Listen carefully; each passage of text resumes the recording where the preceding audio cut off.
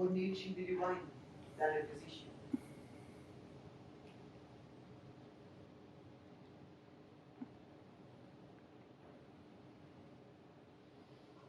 God, God, forgive us all. Look after her. Remove from her the means of all annoyance, and still keep eyes upon her.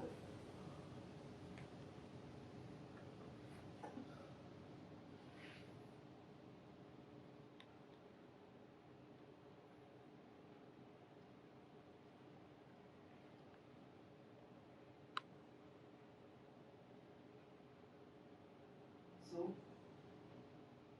tonight, my mind she has waited and amazed my sight. I touched her, but dare not speak. Good night, good doctor.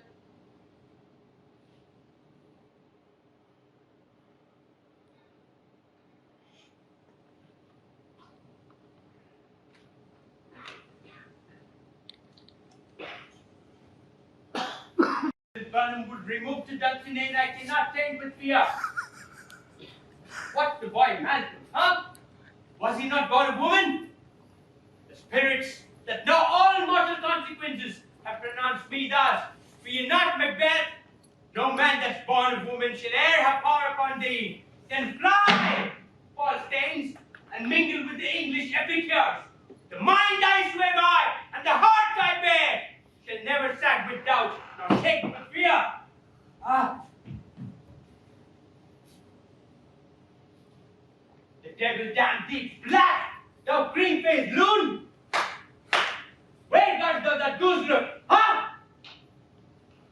There's 10,000 Quack, quack, quack, geese within! soldiers, sir. What soldiers, huh? Go bring thy face and overrate thy fear! Thou lily-livered boy, what soldiers, match? Huh? Those linen cheeks of thine are countless to fear. What soldiers, great face?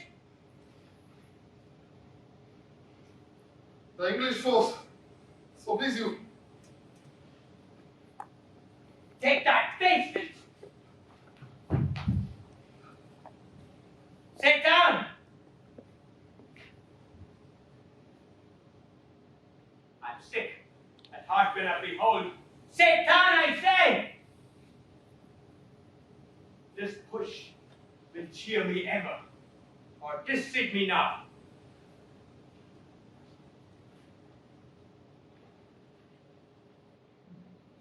I've lived long enough, and my life has fallen into the sea. The yellow leaf, and that which accompany old age, and honor, love, obedience, troops of friends I must not look to have. But in their stead, curses, not loud, but deep, of honor, breath which the poor faint heart would fain deny and dare not. Satan, I say!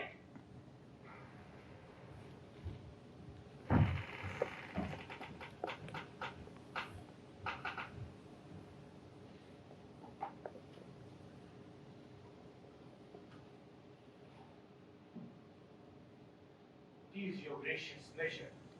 Very happy to present for you Macbeth by William Shakespeare, performed by the Auroville Theatre Group. Some of the usual announcements apply. Please, no flash photography. And certainly, please put your phone on silent mode or turn it off completely. Give the actors your full attention and your respect. Sorry, but it becomes very important, more important to say this announcement. So thank you all for coming, and we hope you enjoy the show.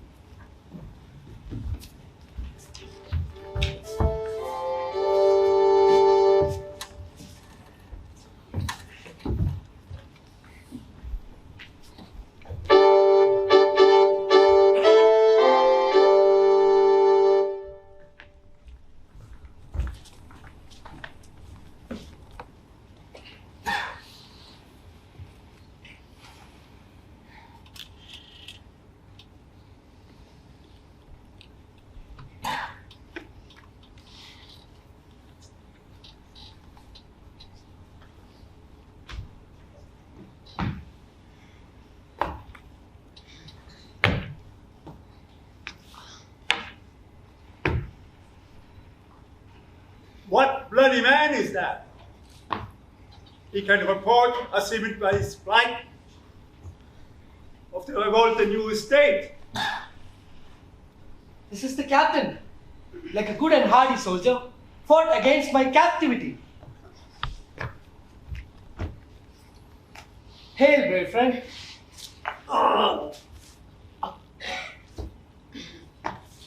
Share to the king the knowledge of the broils, as thou didst leave it. Doubtful it stood, as two spent swimmers that do cling together and choke their art. The merciless Macdonald showed like a rebel's whole, but all's too weak. For brave Macbeth, well, he deserves that name, disdaining fortune with his brandished steel, with smoke, with bloody execution. Like a valorous minion, carved out his passage till he faced the slave, which ne'er shook hands, nor bade farewell to him, till he unseamed him from the nave to the chops, and fixed his head upon a battlement. Oh, God and cousin, worthy gentlemen, As whence the sun gains his reflections, ship-wracking storms and direful thunders break. So, from that spring, when comfort seemed to end, discomfort swells. is made not this of captains, Macbeth and Banquo? Yes, as sparrow seagulls, or the hare the lion. If I say sooth, I must report they were as cannons overcharged with double cracks. So they doubly redoubled strokes upon the foe. Except they meant to bathe in reeking wounds, or memorize another Golgotha. But I cannot tell. I'm faint. My gashes cry for help. So well thy words become thee as thy wounds. The smack of honor both. Go, get him surgeons.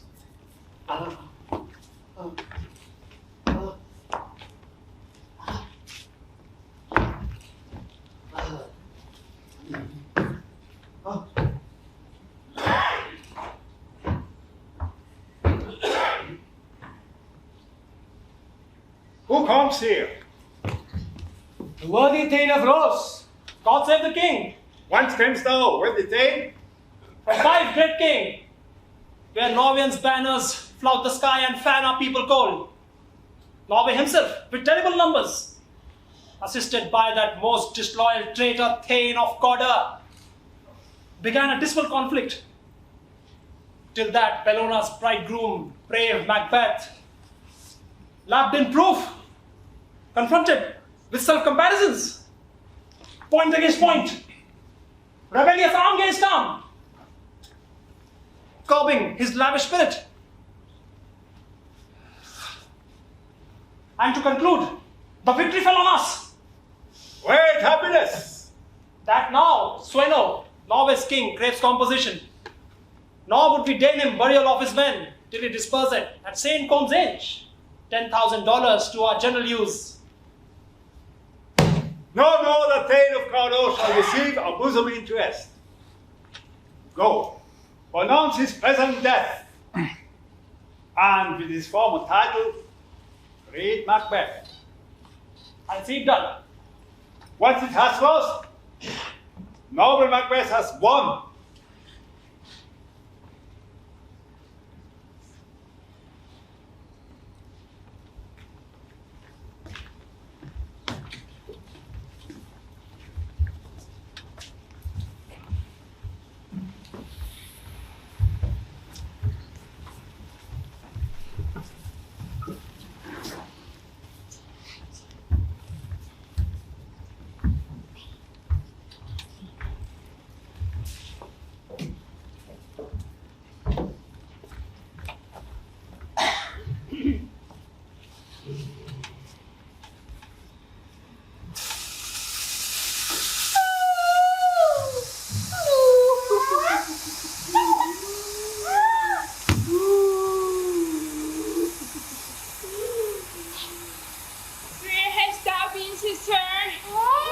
Why?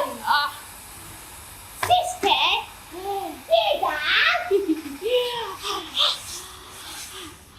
A sailor's wife had chestnuts in her lap. And munched.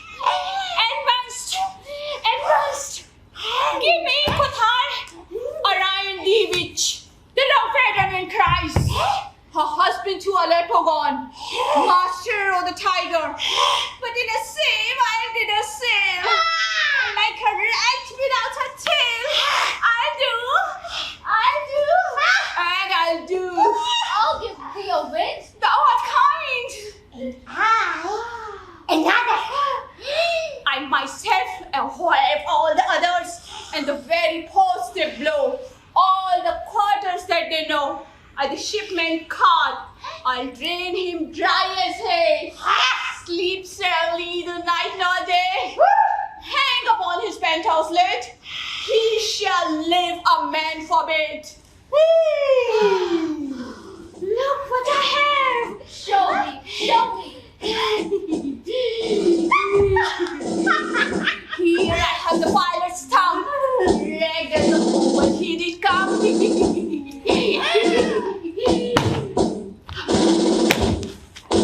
Drum! Macbeth! Gun! Dear sisters, hand in hand, forces of the sea and land, that's to go about, tries to dominate, tries to mind, and tries again to make up mind. Peace, the charms wound down. So foul and fair a day I have not seen. How far is to go before us? What are these? So withered and so wild in their attire. That look not like the inhabitants of the earth. Damn it! Very few. Are you aught that men may question? You seem to understand me by each at once a choppy finger lying upon her skinny lips. You should be him. Yet your beards forbid me with respect. You ask? Speak if you can! What are you? All hail, Macbeth! Hail to thee, Thane of Glams! All hail, Macbeth! Hail to thee, Thane of Carter! All hail Macbeth, that shalt be king hereafter. Good sir, why do you start and seem to fear things that you sound so fair? In the name of truth, are you fantastical, that indeed which outwardly you show? My noble partner, you great present grace, great prediction, noble having hand of royal hope, that he seems wrapped withal. To me, you speak not. If you can look into the seeds of time and say which grain will grow and which will not, speak then to me in the bag, nor fear your favors or your hate. Hail! Hail! Hail. Lesser than Macbeth and Goethe! Not so happy, yet happier. Thou shalt get kings, though thou be none. So all hail Macbeth and Banquo. Banquo and Macbeth! All hail!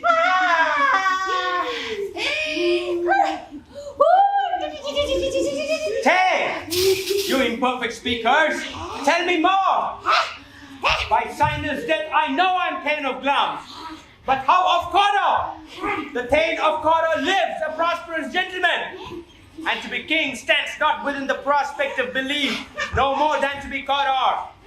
Say from whence you are the strange intelligence, or why upon this blasted heath you stop our way with such prophetic greeting? Speak! I charge you! Speak! Speak! Earth has bubbles. And the water has. And these are of them. These are the vanished. Into the air. What seemed corporal melted as breath into the wind. Would they had stayed? Were such things here as we do speak about? Or have you eaten on the ancient route? Take the reason prisoner. Your children shall be kings, You shall be king. and Thane of Cawdor too. Went it not so? Self-same tune and words. Who is there? The king hath happily received Macbeth, the news of thy success. And when he reads thy personal venture in the rebels' fight, his wonders and his praises do content which should be thine or his. I am sent to give thee from our royal master thanks, only to herald thee into his side, not pay thee. And for an earnest of a greater honor, he bade me from him call thee Thane of Cawdor. In which addition, hail, most worthy Thane, for it is thine. What? Can the devil speak true? Glams and Thane of Cawdor. The greatest is behind. Thanks for your pains. Do you not hope your children shall be kings, when those that gave the Thane of Cawdor to me promised no less to them? It is strange, and oftentimes, to win us to our harm, the instruments of darkness tell us truths. Win us in honest trifles. Betrays deepest consequence. Cousin, a word I pray you.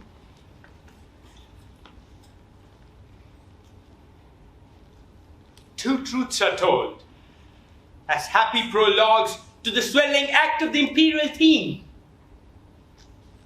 Thank you, sir. This supernatural soliciting cannot be ill, cannot be good. If ill, why hath it given me earnest of success, commencing in a truth, and Thane of Cawdor? If good, why do I yield to that horrid suggestion that doth unfix my hair and make my seated heart knock at my ribs against the use of nature? Present fears are less than horrible imaginings. My thought, whose murder yet is but fantastical, so shakes my single state of man, that function is smothered in surmise, and nothing is but what is not. Look, our partners wept. If chance will have me king, why? Chance may crown me without my stir. Worthy Macbeth, we stay upon your leisure. Give me your favor. My dull brain was wrought with things forgotten. Think upon what had chanced, and at more time, the interim having waited, let us speak our free hearts each to other. Very gladly. Till then, enough. Come, friends.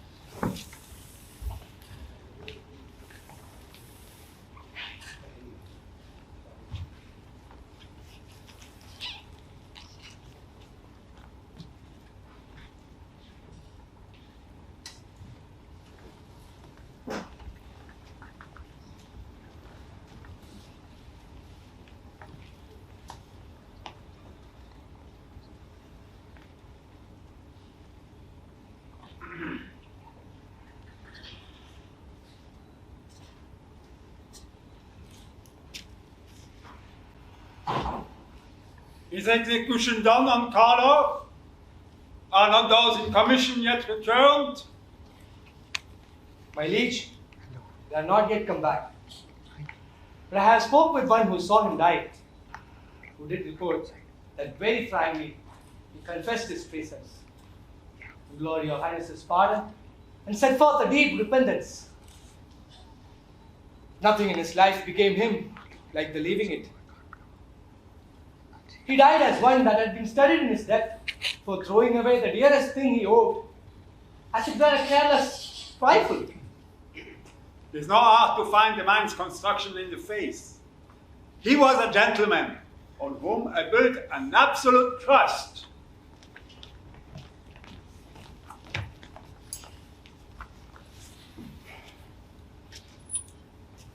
Oh, courteous Caldor, the sin of my ingratitude even now was heavy on thee. More is like you, than more than all can pay. The service and the loyalty I owe in doing it pays itself. Your Highness's part is to receive our duties, and our duties are to your throne and state. Children and servants which do but what they should, by doing everything safe toward your love and honor. Welcome hither. I began to plan thee, and will labor to make thee full of glory. Noble Banquo, that hast no less deserved, nor must be known, no less to have done so. Let me enfold thee, and hold thee to my heart. There if I grow, the harvest is your own. My plenteous joys, wanton in fullness, seek to hide themselves in drops of sorrow. Sons, kinsmen, thanes, and you whose places are the nearest, know that we will establish our estate upon our eldest, Malcolm, whom we name hereafter the Prince of Cumberland.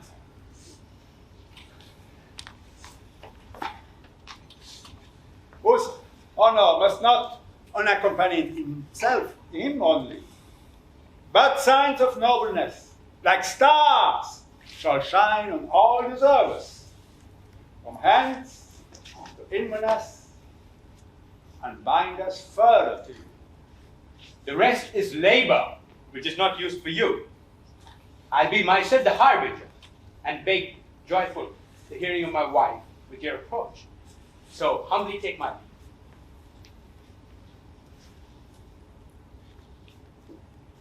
Worthy Caldor.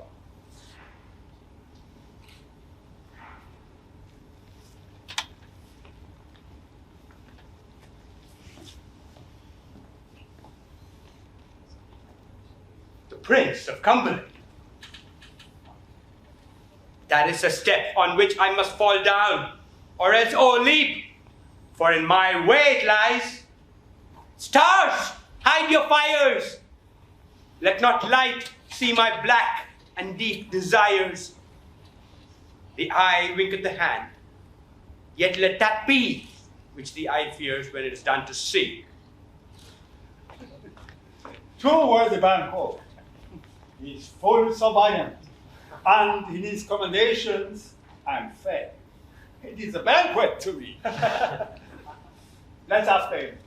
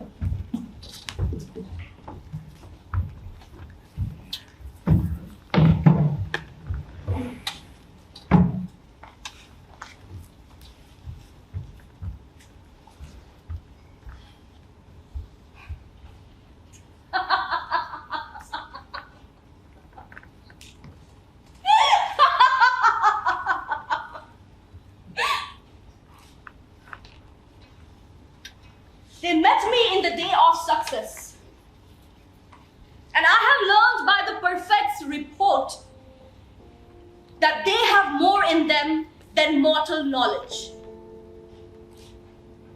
When I burned in desire to question them further, they made themselves air, into which they vanished. Whilst I stood wrapped in the wonder of it, came missives from the king who all hailed me Thane of Cawdor.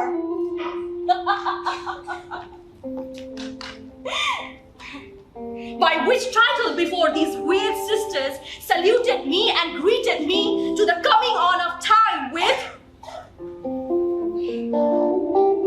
Hail, King that shall be! Hail, King that shall be! Hail, King that shall be! This have I thought good to deliver thee, my dearest partner of greatness, that thou mightst not lose the dues of rejoicing by being ignorant of what greatness is promised thee.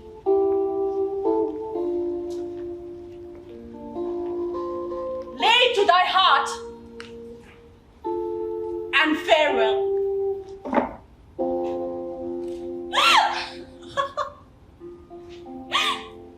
Great Glamis, worthy Cawdor, and shall be what art thou promised. Yet, do I feel thy nature? It is too full of milk of human kindness to catch the nearest wave. Thou wouldst be great, art not without ambition, but without the illness should attend it. Hie thee hither! So that I may pour my spirits in thine ear and chastise with the valor of my tongue all that impedes thee from the golden round, which fate and metaphysical aid doth seem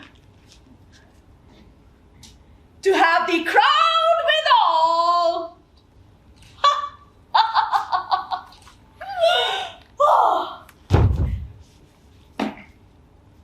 What are your tidings?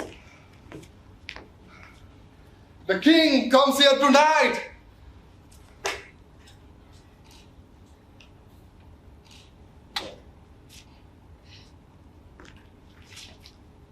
Thou art mad to say it. Is not thy master with him? Who, were it so, would have informed for preparation? So please you, it is true. Our Thane is coming. One of my fellows had the speed of him, who almost dead for breath, had scarcely more than would make up his message. Give him tidings. He brings great news.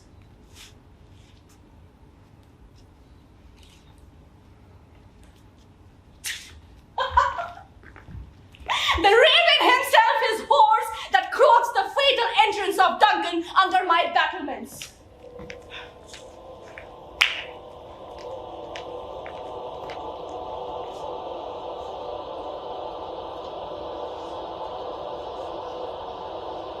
Come, you spirits, that tend on mortal thoughts, unsex me here.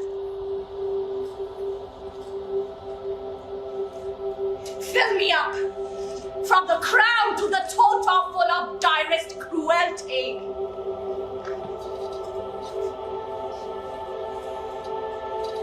Make thick my blood, stop up the access and passage to remorse, that no compunctuous visitings of nature shake my fell purpose, nor keep peace between the affected in it.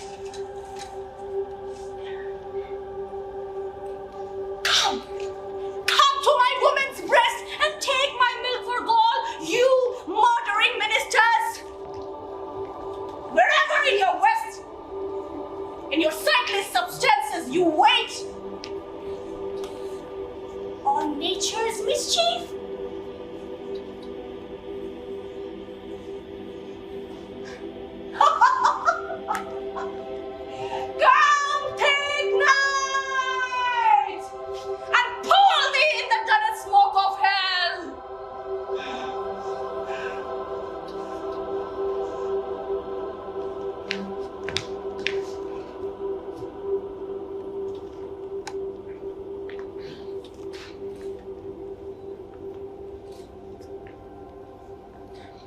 that my keen knife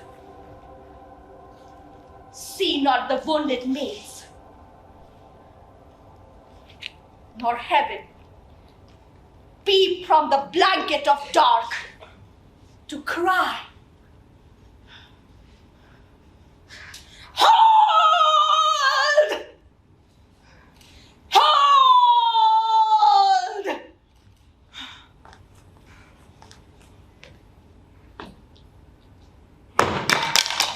Quickly! Worthy Connor! Oh! Greater than by the all hail hereafter, thy letters have transported me! and I can see the future in this instant. Oh.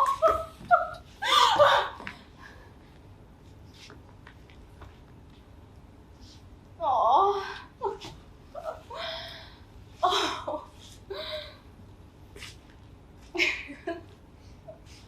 My dearest love, Duncan comes here tonight. And when goes hence? Tomorrow, as he purposed. Oh! Never shall sun that morrow see.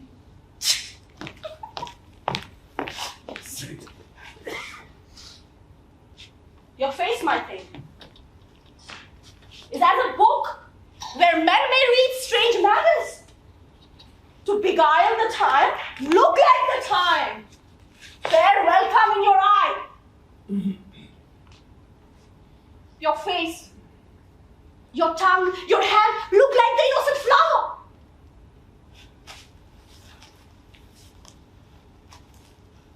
But be the serpent under it. He that's coming must be provided for.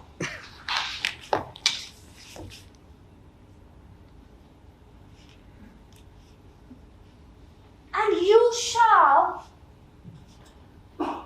put this night's great business into my dispatch, which shall to all our nights and days to come give solely sovereign sway and masterdom. We will speak further. Only look up clear. To alter favor ever is to fear. Leave the rest to me.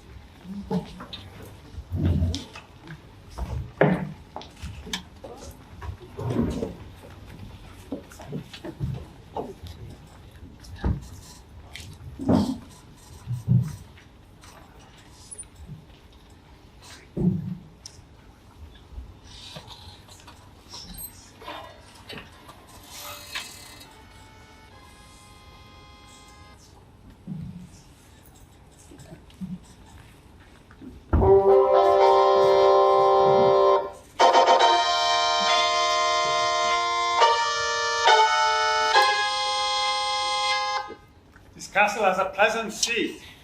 The air nimbly and sweetly recommends itself to our gentle senses.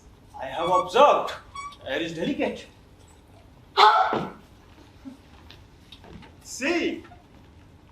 See your honored hostess. The love that follows us sometime is our trouble, which still we thank as love. All our service, at every point, twice done and then done double.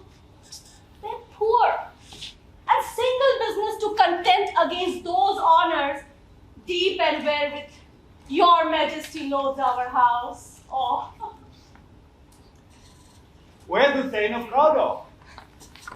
We caused him at the hill and had a purpose to be his purveyor, but he rides well, and his great love, sharp as his spur, has helped into his home before us. Fair noble hostess, we are your guests tonight. Your servants ever. Give me your hand. Conduct me to mine host. We love him highly and shall continue our graces towards him. By your leave, hostess.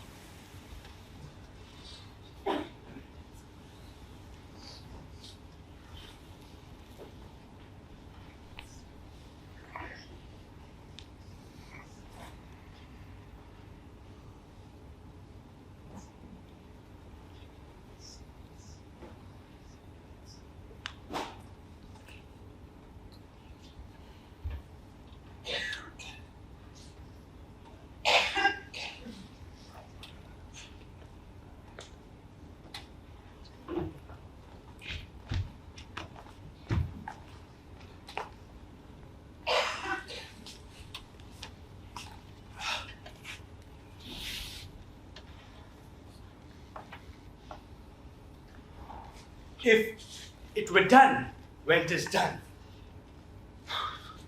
'twere well it were done quickly. If the assassination could trammel up the consequence and catch with his surcease success, that but this blow might be the be-all and the end-all here. But here, upon this bank and shoal of time, we jump the life to come. But in these cases, we still have judgment. That we but teach bloody instructions, which being taught, return to plague the inventor.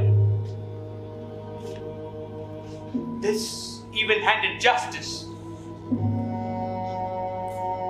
commends the ingredients of our poison chalice to our own lips.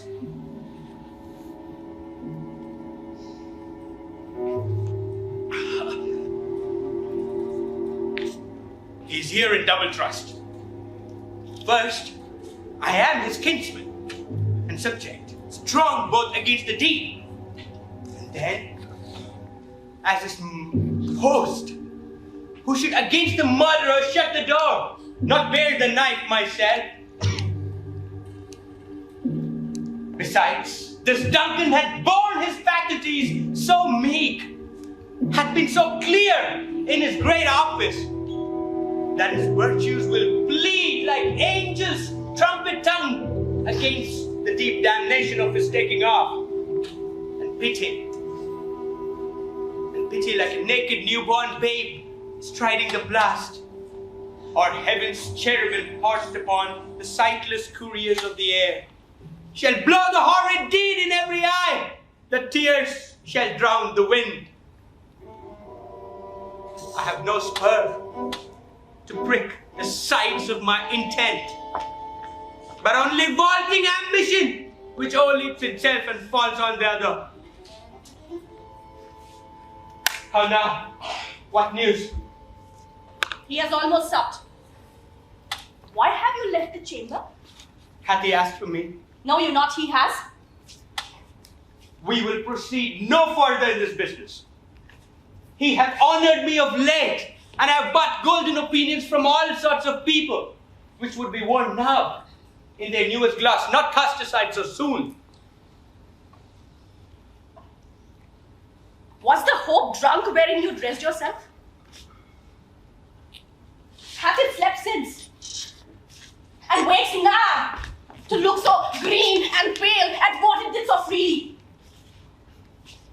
From this time, such I account thy love. Art thou afeard to be the same in thine own act and valor as thou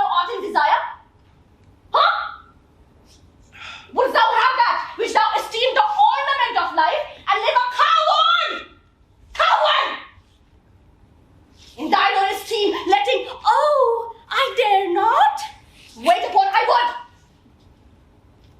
Like a poor cat. A cage. Prithee! Peace! I dare do all that may become a man. Who dares do more is none. What peace was it then that made you break this enterprise to me? Huh? When you does do it, then you were a man. And to be more than what you were, you would be so much more the man. Not child, not placed in that here, yet you would make both. They have made arrangements, and that their fitness now does unmake you. Huh?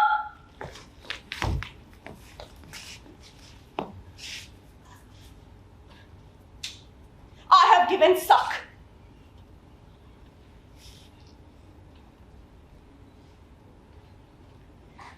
And I know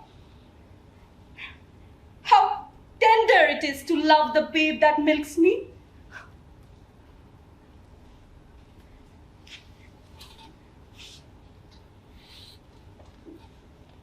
I would, while it was smiling at my face, would have plucked my nipple from his boneless gums and dashed his brains out, as well as you have done to this. If we should fail. We fail! We fail. We fail. But screw your courage to the sticking place and we will not fail.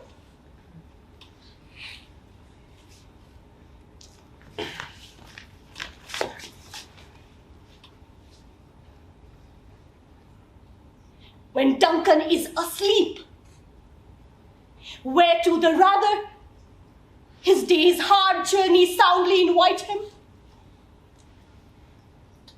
His two chamberlains will I with wine and wassail so convince that memory.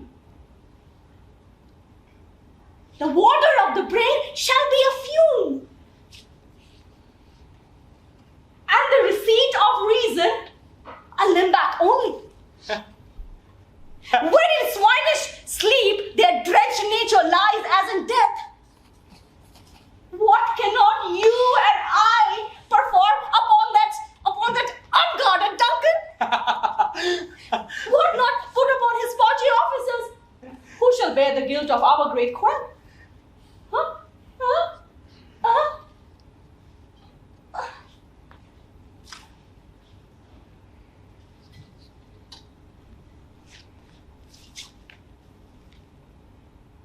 Bring forth men children only. For thy undaunted metal should compose nothing but males. Will it not be received when we have marked with blood those sleepy two of his own chamber and used their very daggers that they have done it? And who dares receive the other as we shall grieve and roll upon his death?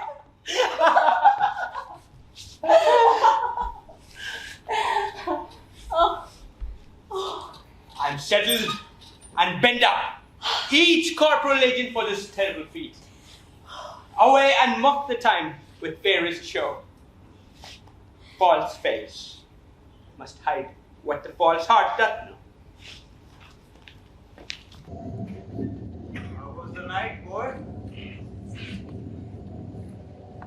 Put this down. She was down at 12. I think it's later, Lord, take my sword.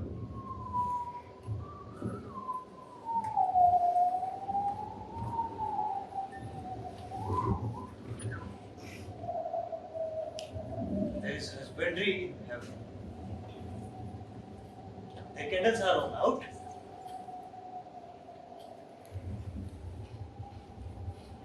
Take thee that too. Whoa.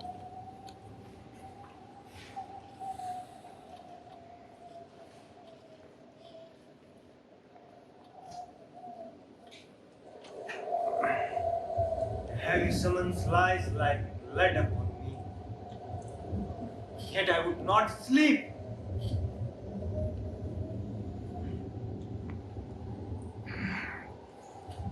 Merciful powers, restrain in me the cursed thought that nature gives way to force. Give me my sword. Who is there? A friend. What, sir? The king's alive. He had been in our usual pleasure. Sent forth great largest to offices. This diamond creates your wife without. By the name of most kind hostess. And shut up in measureless content.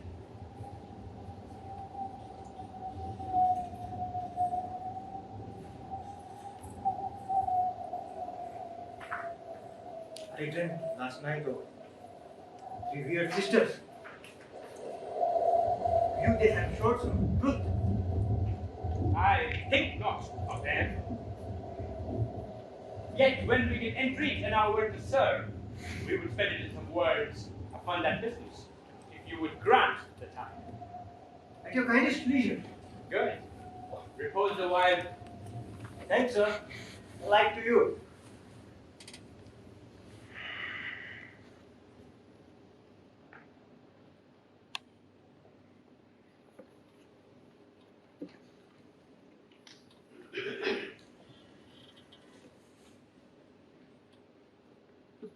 Go. Bid thy mistress, when my drink is ready, she strikes upon the bed. Take it to bed.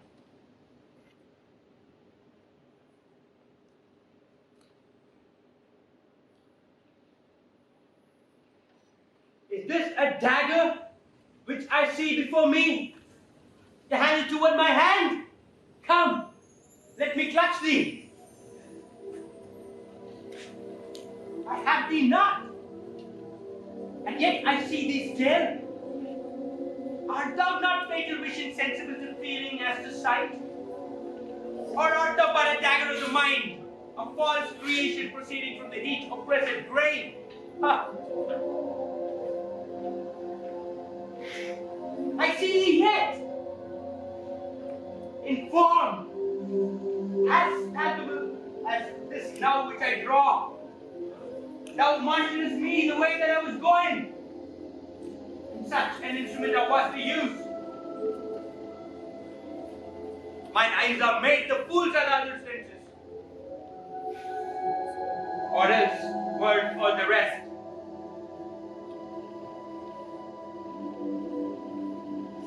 I see thee still. And on thy blade and thy gouts of blood which was not so before. There is no such sight.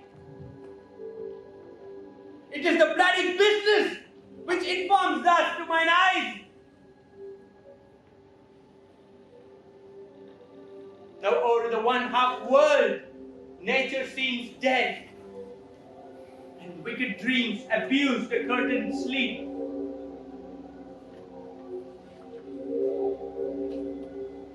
Thou sure and firm set earth, hear not my steps, which way they walk. For fear thy very stones prate of my whereabouts, and take the present horror from the time which now cheers with it. Whilst I tread, he lives, words to the heat of deeds too cold breath gives.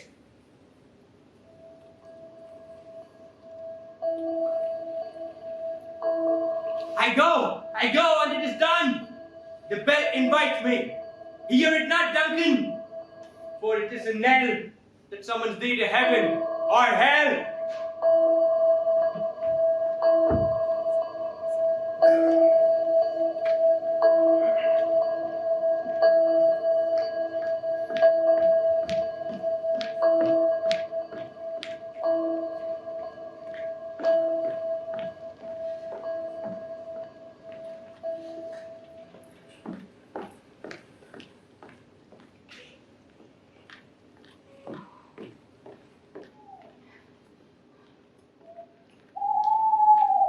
which have made them drunk have made me bold.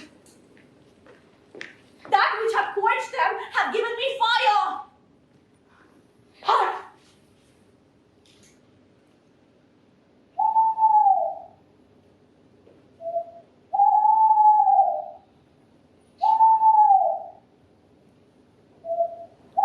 Twas the owl that shrieked.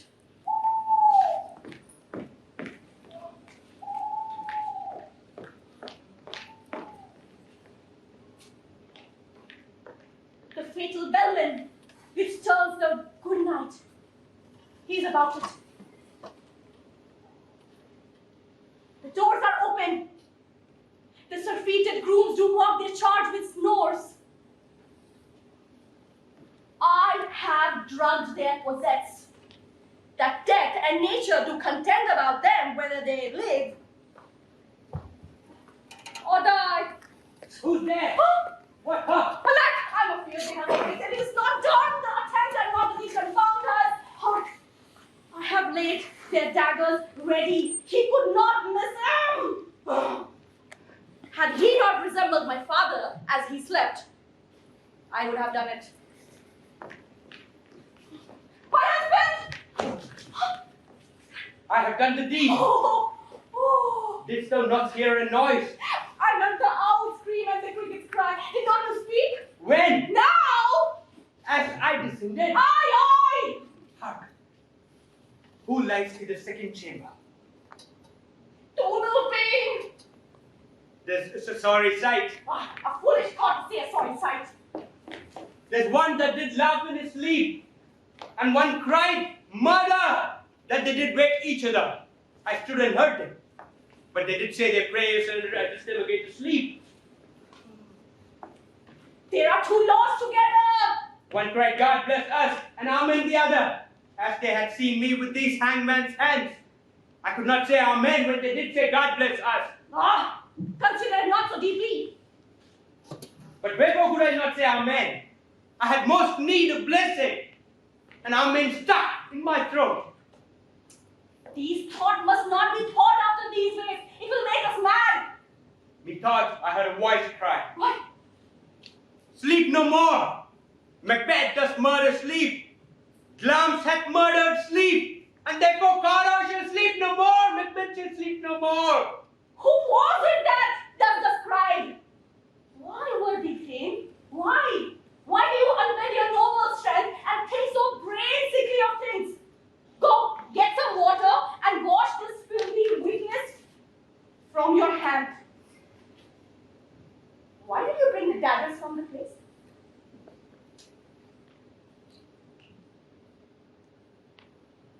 They must lie there!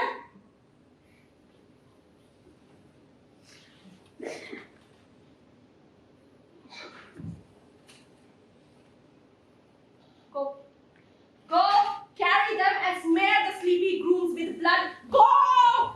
I'll go no more. I'm afraid to think what I've done. Daggers. The sleeping and the dead are nothing but pictures. 'Tis the eye of childhood that fears a painted devil. If he do bleed, I will gild their faces with blood, for it must seem their guilt.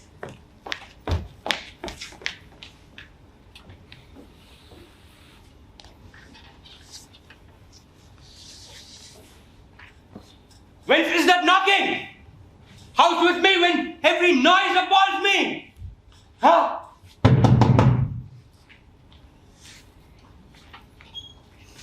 What hands are here? Ha! They pluck out mine eyes! Will all great Neptune's oceans wash this blood clean from my hands? No! This my hand will rather the multitudinous seas incarnadine, making the green one red. My hands are of your color now, but I'm ashamed to hear a wat's heart so white. Knocking, get your nightgown, retire to our chamber, get some water. A little water will clear us of this deed. Your constancy has left you unattended. Oh.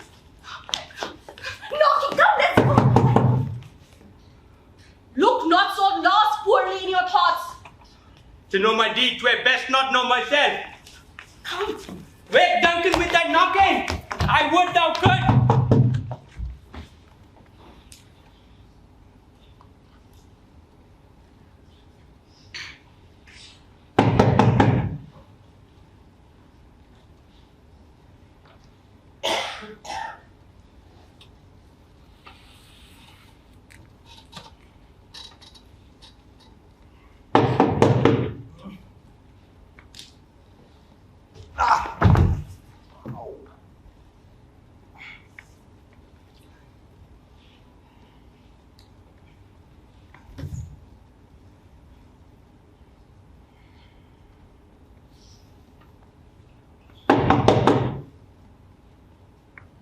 Here is a knocking indeed. If a man were a porter of Hellgate, he would have all turning the key.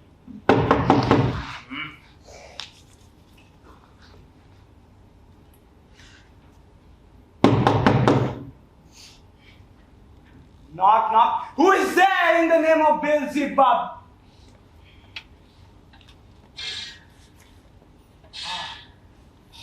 Here is a farmer that hanged himself on expectation of plenty. Coming time, have enough napkins about you. Here, you will sweat for it.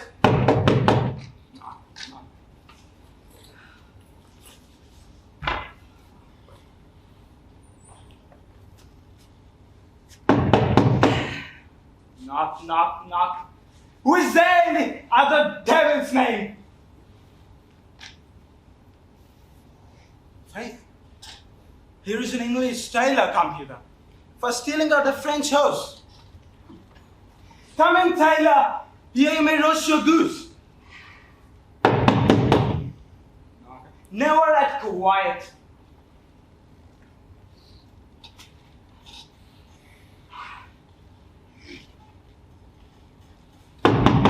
But this place is too cold for her. I will devil put it no further.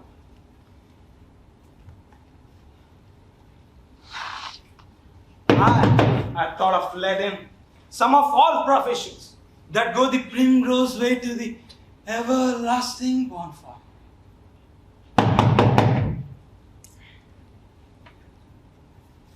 And on and on.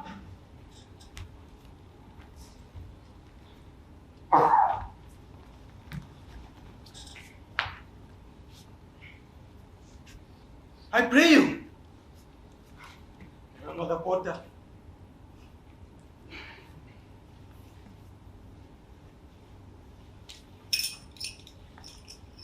Was it so late, friend, ere you went to bed? That did you lie so late? Faith, sir, we are carousing till the second cock. And drink, sir, is a great provoker of 3 things. Huh. What 3 things does drink specially provoke? Married, sir. No spanking. Oh, sleep and urine. Lechery, sir. It provokes, unprovokes. Oh, it provokes a desire.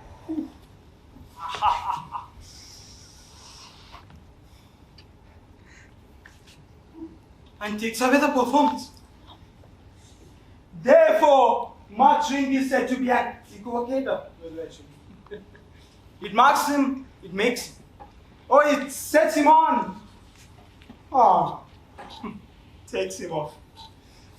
It persuades him. Oh. Ah! It softens him. Make him stand to. Not stand to. In conclusion, he equivocates him in his sleep. And giving him a lie, leaves him. I believe drink gave thee the lie last night. That it did, sir. The very throat on me, but I requented him of his lie. I've been being too strong for him. Though it took up my legs sometimes, Yet I made a shift to cast it. Is thy master stirring? A knocking has awakened him. Here he comes. Good morrow, noble sir. Good morrow, both. Is the king stirring, worthy Thay? Not yet. He did command me to call timely on him. I have all misled the hour. I'll bring you to him. I know this is a joyful trouble to you, but yet 'tis one. The labor we delight in, physics pain. This is the door. I'll make some bold to call, for 'tis my limited service.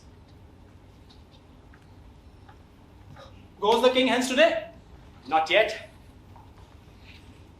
Oh, sorry, I'm extremely sorry. He does. He did appoint so. The night has been unruly. Where we lay, our chimneys were blown down. And as they say, lamentings heard in the air, strange screams of death, and prophesying with accents terrible. Some say the earth was feverish and did shake. 'Twas a rough night. My young remembrance cannot parallel a fellow to it. Horror! Horror! Horror! The heart cannot conceal nor name. What's the matter? Confusion thou hast made his masterpiece. Most sacrilegious murder hath broke up the Lord United Temple and stolen the life of the building. What's it you say? The life? You mean His Majesty? Approach the chamber and destroy your sight when you go, God. Do not bid me speak. See and then speak yourself. Awake! Awake! Wake the alarm bell! Murder treason! Awake! Malcolm, Banco, Donovan! Awake! Shake off this downy sleep that's counterfeit and look on the death itself! Awake! Up and see the great doom's image! As from your grave rise up and countenance this horror! Ring the alarm bell! Oh! What's the business?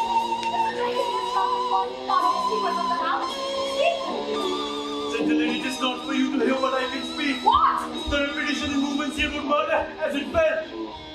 Oh my God! Our royal master's murdered. What? In our house? Too cruel anywhere. Yet how? I pray thee, contradict thyself outside this Lord.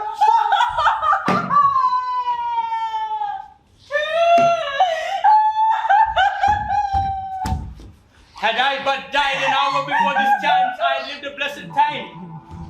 For from this instant, there is nothing serious in mortality. All is but toys. Renown and grace is dead.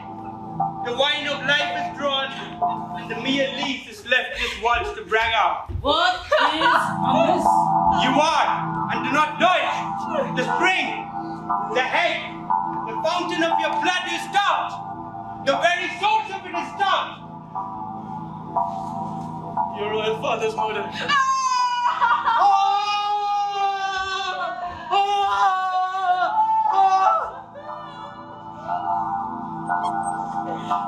By whom? Those of his chambers, as it seemed, has done it. Their hands and faces were bashed with blood. So were their daggers, which might be found upon their pillows. They stared and were distracted. No man's life was to be trusted with them. Oh yes, I do repent me of my fury, that I did kill them. Wherefore did you so?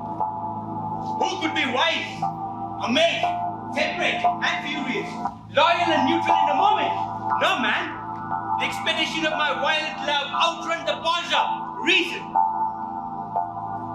Here lay Duncan, his silver skin laced with his golden blood, and there the murderers, steeped in the colors of their trade, their daggers unmannerly breached with gore.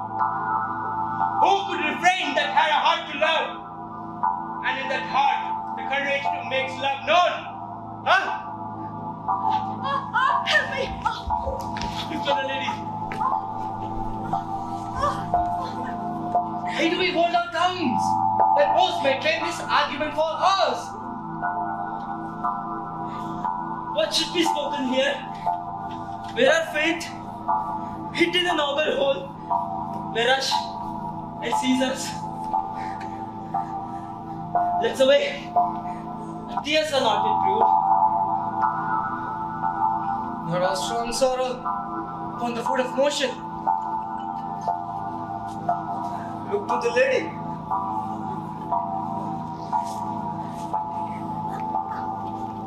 When we have our naked relatives hid, suffering exposure, let us meet and question this most bloody piece of work. Know it further. Let us briefly put on manly readiness and meet in the hall together. Well then. What will you do? Let's not consort with them. To show an unfelt sorrow is an office which the false man does easy. I'll to England.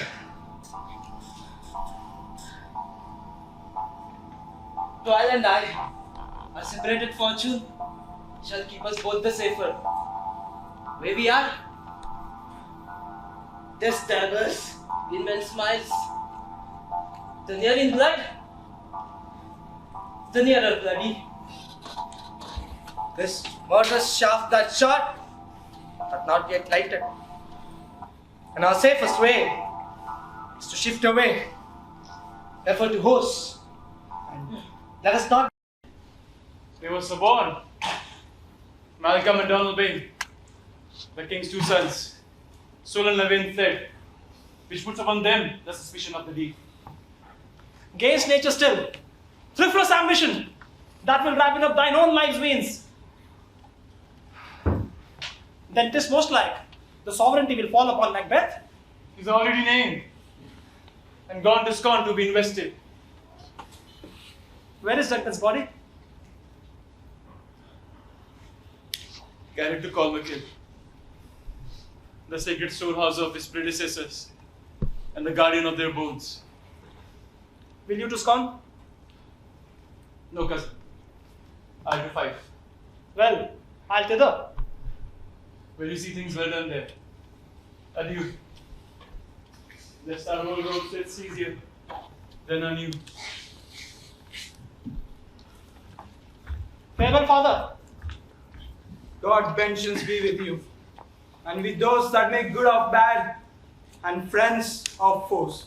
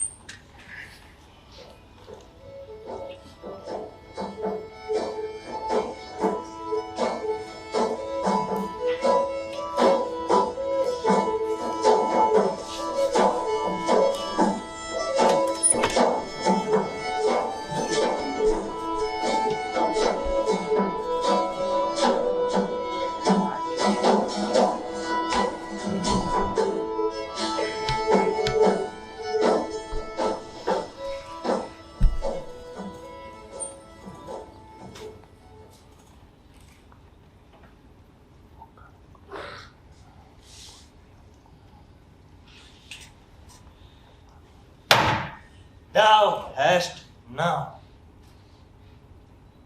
King. Godot. Clamps. all as the weird women promised.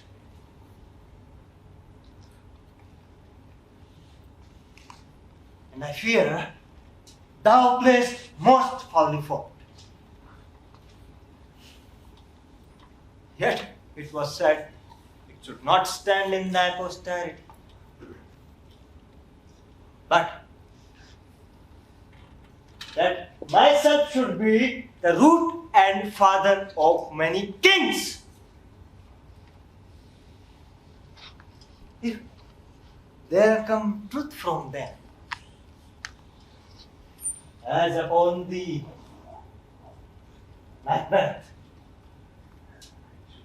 their speeches shine. Why? By the verities on thee made good, and they are not my oracles as well, and set me up in hope. But hush, no more.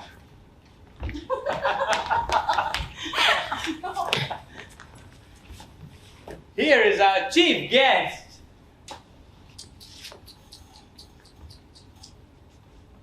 If he had been forgotten, it would be a big gap in our grand feast and all thing unbecoming. Tonight we hold a solemn supper, sir, and I'll request your presence. Let your highness command upon me, to which my duties are with the most indissoluble tie for a minute. Ride you this afternoon? Aye, my good lord. We should have else desired your good advice, which hath been both grave and prosperous in today's council. But of that tomorrow. As far you ride? As far, my lord, as will fill up the time twixt this and supper, go not my horse the better. I must become a borrower of the night for a dark hour or twain. Fail not our feast. My lord, I will not. We hear our bloody cousins are bestowed in England and in Ireland, not confessing their cruel parricide, filling their hearers with strange invention. But of that tomorrow, when wherewithal we shall have cause of state craving is jointly, hie you to horse, and you till you return at night, go slay us with you. Aye, my good lord, our timeless call upon us. I wish you horses sure and swift of foot, and so I do commend you to their backs. Farewell. Let every man be master of his time till 7 at night. To make society the sweeter welcome, we shall hold ourselves till supper time alone. So while there, God be with you.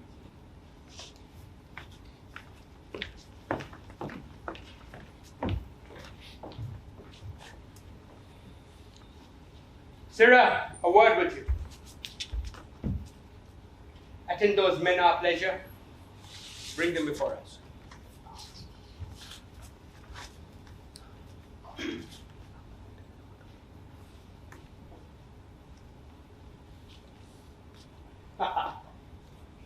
To be thus is nothing. To be thus is nothing but to be safely thus. Our fears in Banquo stick deep, and in his royalty of nature reigns that which should be feared.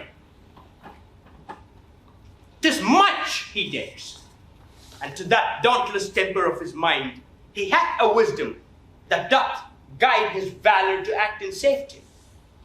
And under him my genius is rebuked.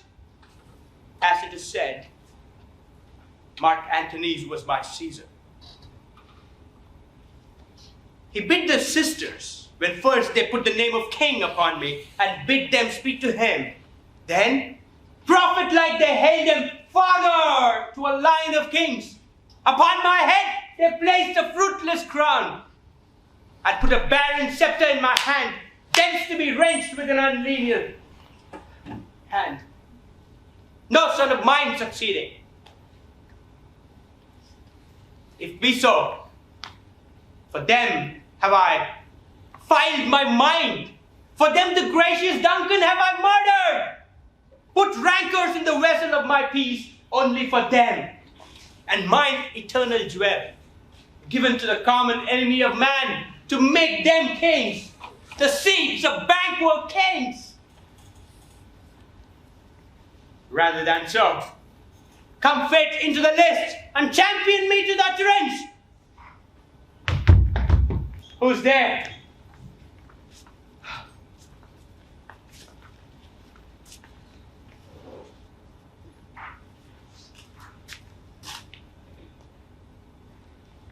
Now you go to the door and wait there till we call.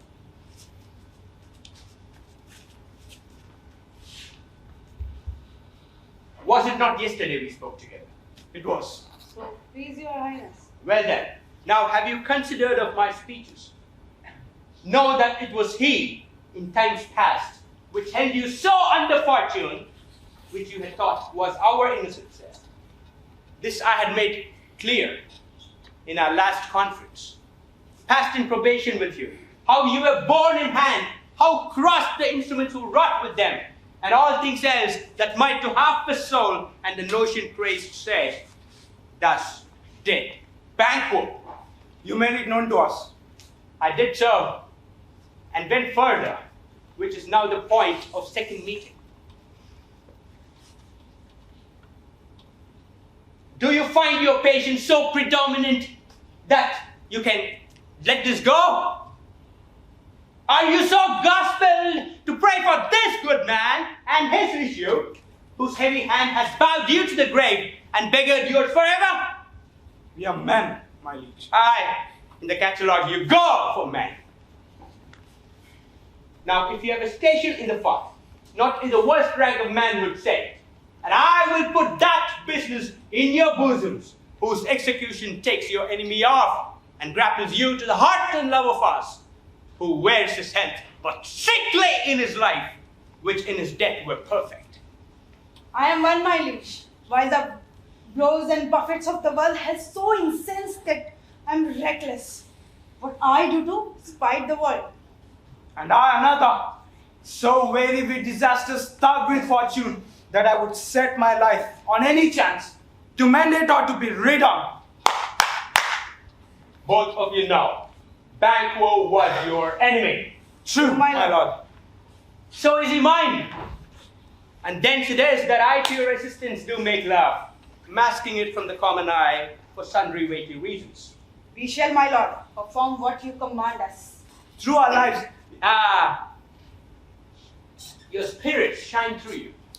And within this hour at most, I will advise you where to plant yourselves, acquaint you with the perfect spy of the time, and the moment on it. For it must be done tonight in something from the past.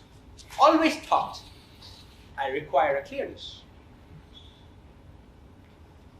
And with it, to leave no rubs nor botches in the work, Fleance, his son, that keeps him company, whose absence is no less material to me than is his father's, must embrace the fate of that dark hour.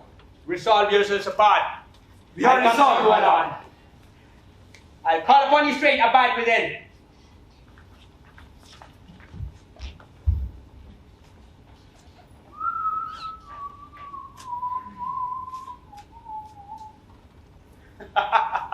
Banquo, thy soul's flight, if it find heaven, must find it out tonight.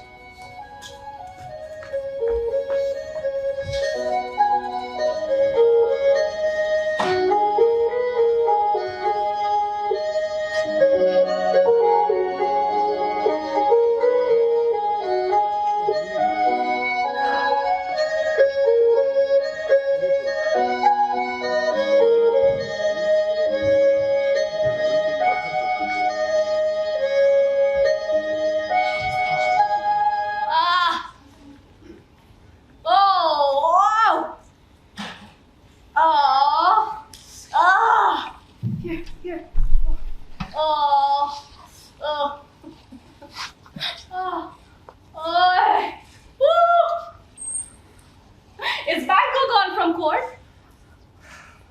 Aye, madam. Oh! But returns again tonight. Ow! Ow! Say to the king, I will attend his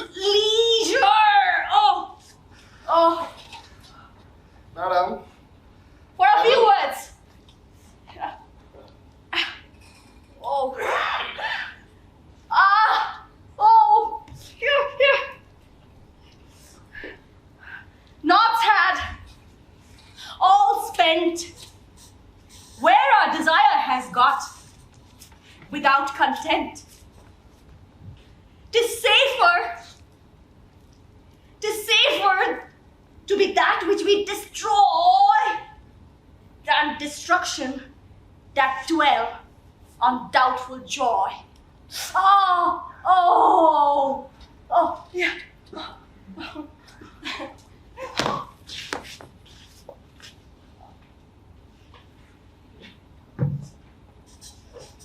How now, my lord?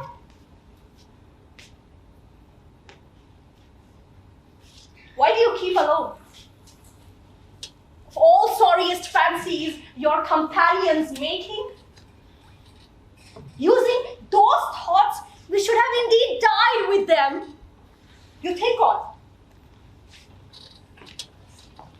All things without remedy should be without regard. What's done is done.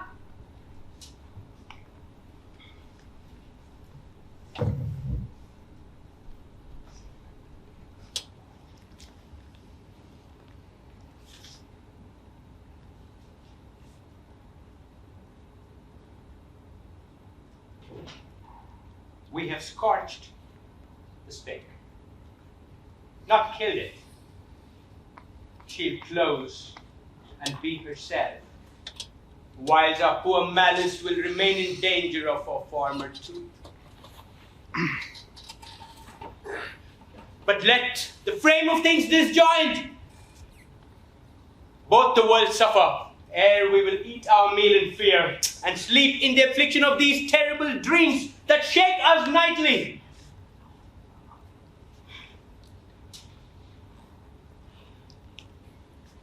Better be with the dead, whom we, to gain our peace, have sent to peace, than on the torture of the mind to lie in restless ecstasy.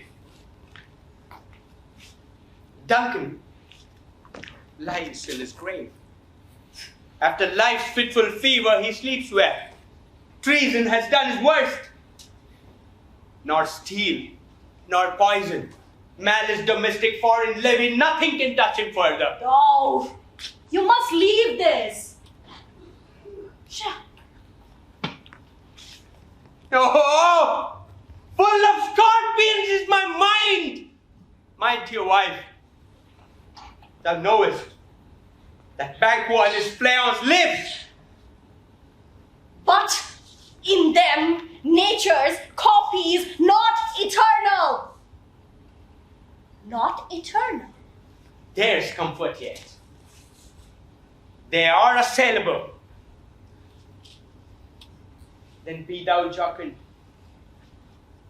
Ere the bat hath flown his cloistered flight, ere to black Hecate summons the shard-born beetle with his drowsy hums hath wrung night's yawning toil, there shall be done a deed of dreadful note.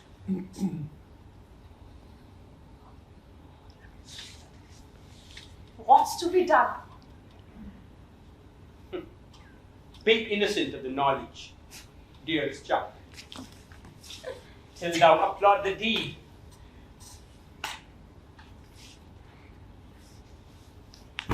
Come, sealing night, scarf up the eye of the pitiful day, and with thy bloody and invisible hand, cancel and tear out that great bond that keeps me pale. Light thickens.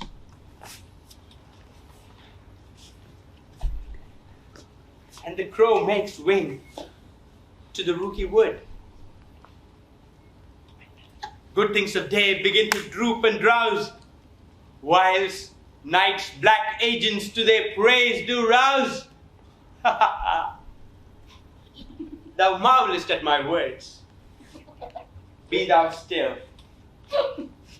Things bad begun must make strong themselves by ill. So prithee, go with me.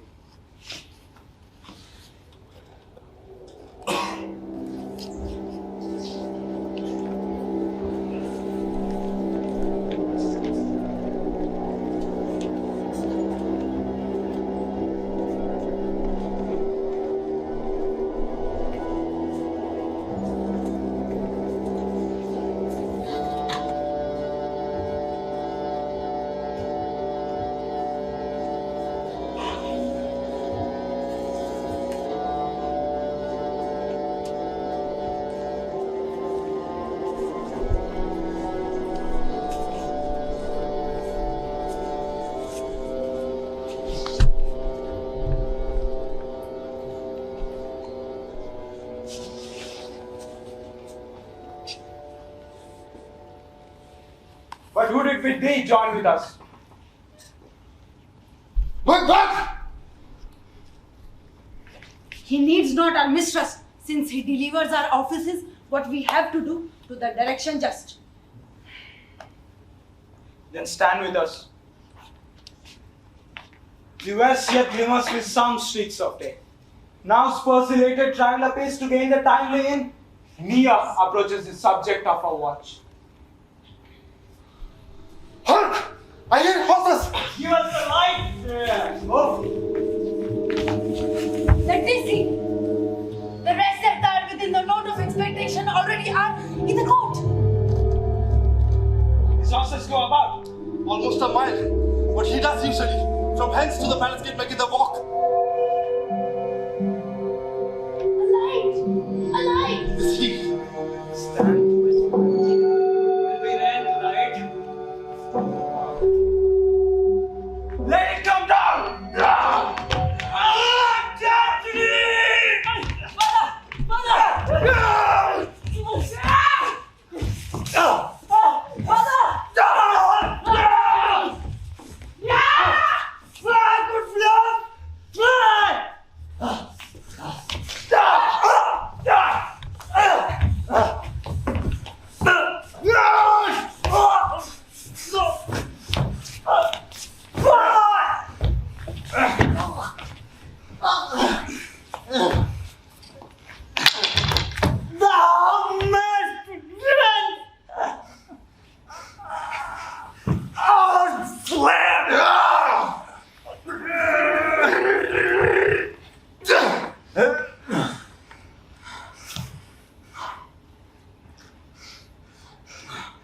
Who to strike out the first light?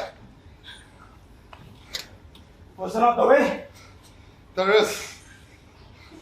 One down. The sun fled away. We have lost best half of our affair. Let's away. And say how much is some?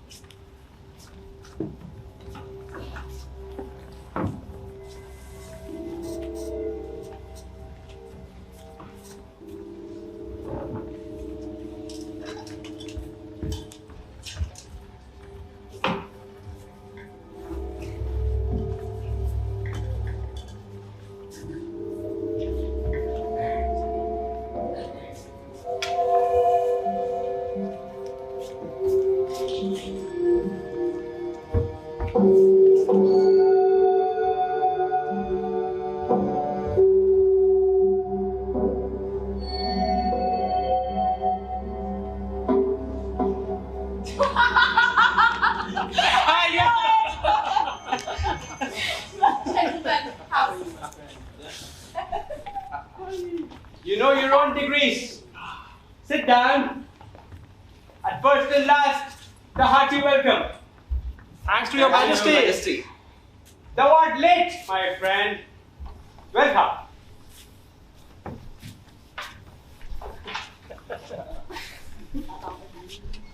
Ourselves will mingle with society and play the humble host. Our hostess keeps her state, but in best times we will require her welcome. Pronounce it for me, sir, for my heart says, you're all welcome. See, they encounter thee with their heart's thanks. Both sides are even. Here I'll sit in the midst, be large in mirth, anon we'll drink a measure the table round.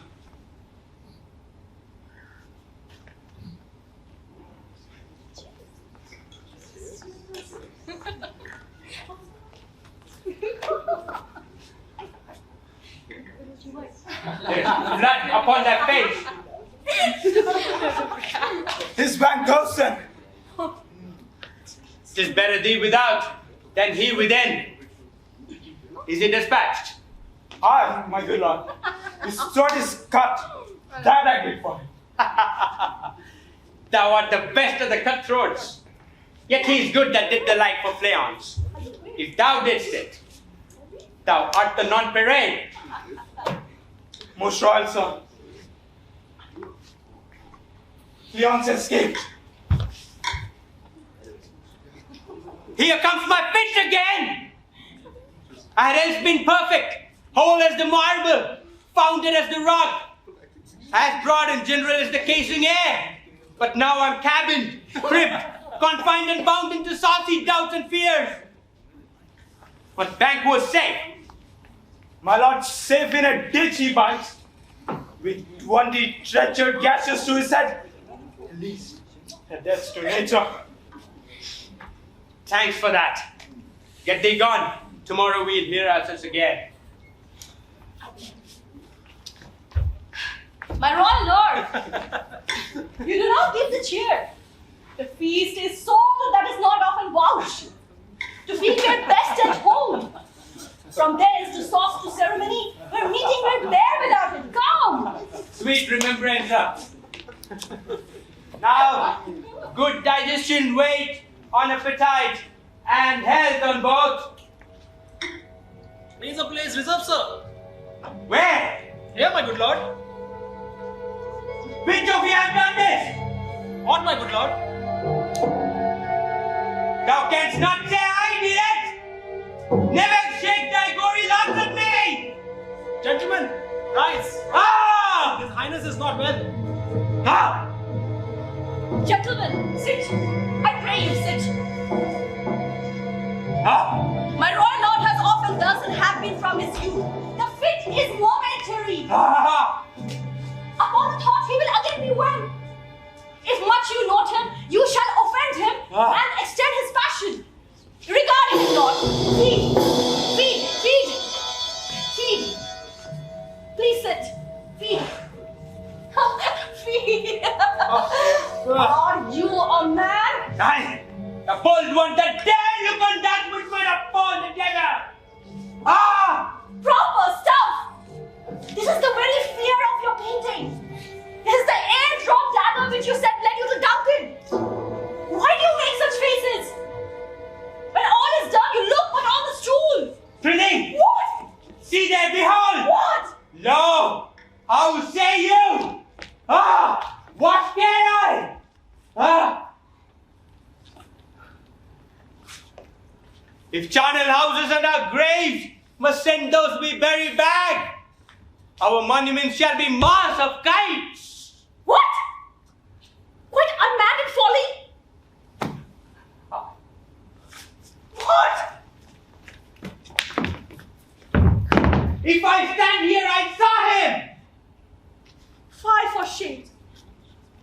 Fie for shame, my royal lord. Your noble friends do lack you. I do forget.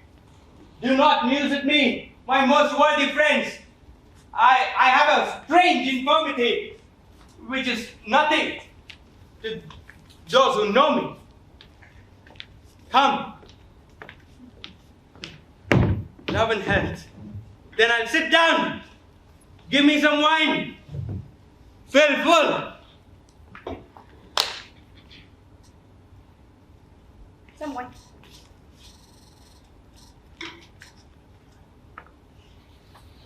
I drink to the general joy of the whole table, and to our dear friend Banquo, whom we dearly miss, would he were here.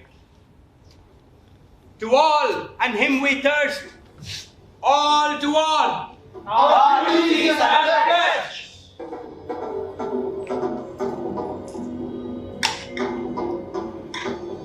Ah! Ah! Ah!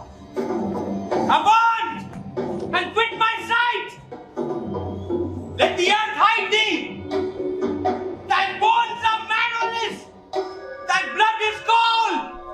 Ah!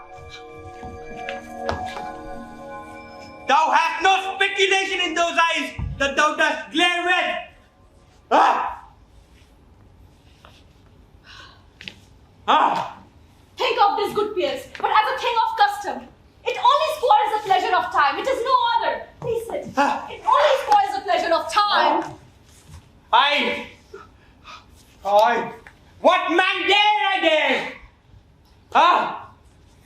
Hence, unreal mockery, horrible shadow.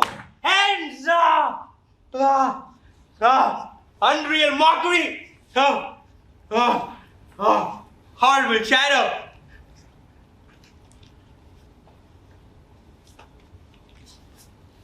You have displaced mirth.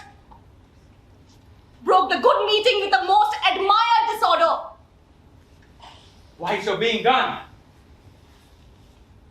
I'm a man again. Can such things be? And overcome us like a summer's cloud without our special wonder. You make me strange, even to the disposition that I owe. When now I think you can behold such sights and keep the natural ruby of your cheeks, while mine are blanched with fear. What sights, my good lord? I pray you, question not. Question enrages him. He grows worse and worse. Good night. Good night to all. Stand not upon the order of your going, but go. Go at once. Good night. Good night. May better health attend His Majesty. Good night. Good night.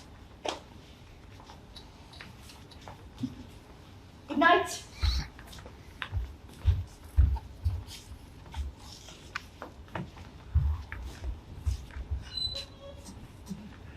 It will have blood, they say. Blood will have blood.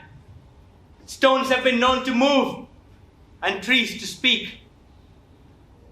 Augurs and well-understood relations have by maggot pies, choughs and rooks brought forth the secretest man of blood. What's the night? Almost at odds with the morning. Which is which? How sayest thou that Macbeth denies his person at our great bidding? Did you send for him, sir? I hear it, by the way, but I will send. There is not a one, but in this house I keep a servant feed. I will tomorrow, and betimes I will to the weird sisters. More shall they speak, for I'm bent to know by the worst means the worst. For mine own good all causes shall give way. I'm in blood, steeped in so far, that should I wade no more, returning whereas tedious as go old. You lack the season of all natures. You sleep. Come, we'll to sleep. My strange and self-abuse is the initiate fear which wants hard use. We are but young indeed.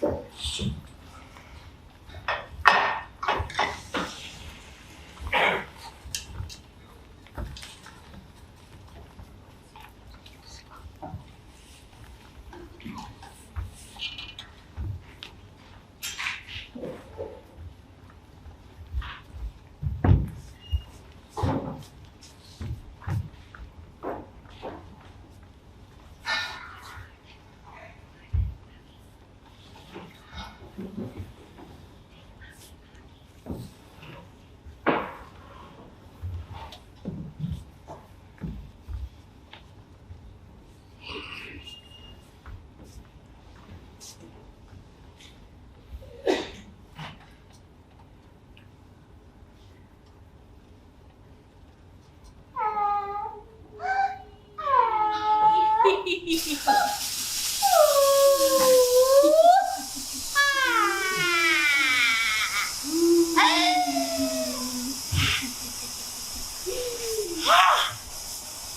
how now, Hetty? You look angrily.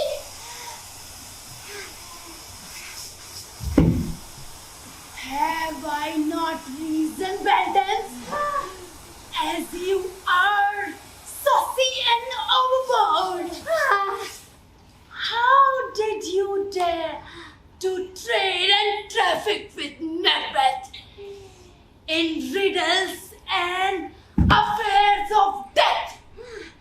And I, the mistress of your charms, the close contriver of all harms, was never called to bear my part or show the glory of my art. And which is worse, all you have done have been but for a wayward son, is spiteful and wrathful, who as others do, loves for his own ends, not for you. But make amends now. Get you gone, and at the pit of Akron, meet me in the morning. There, he will come to know his destiny.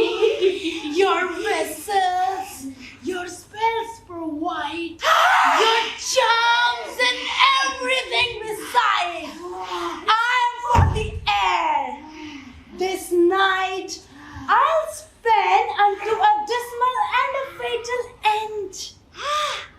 Great business must be wrought ere noon upon the corner of the moon. Their hands a draw profound. I'll catch it ere it come to ground.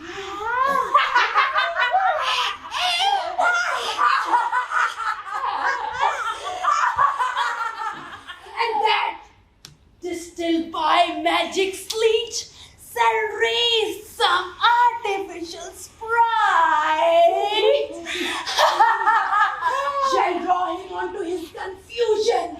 He shall spurn fate, scorn death, bear his hopes, bow wisdom, grace, and fear.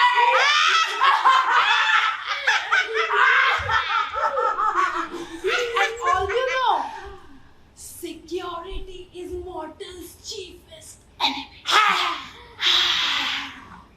Hark! I'm called. My little spirit, see, sits in a foggy cloud and stays for me.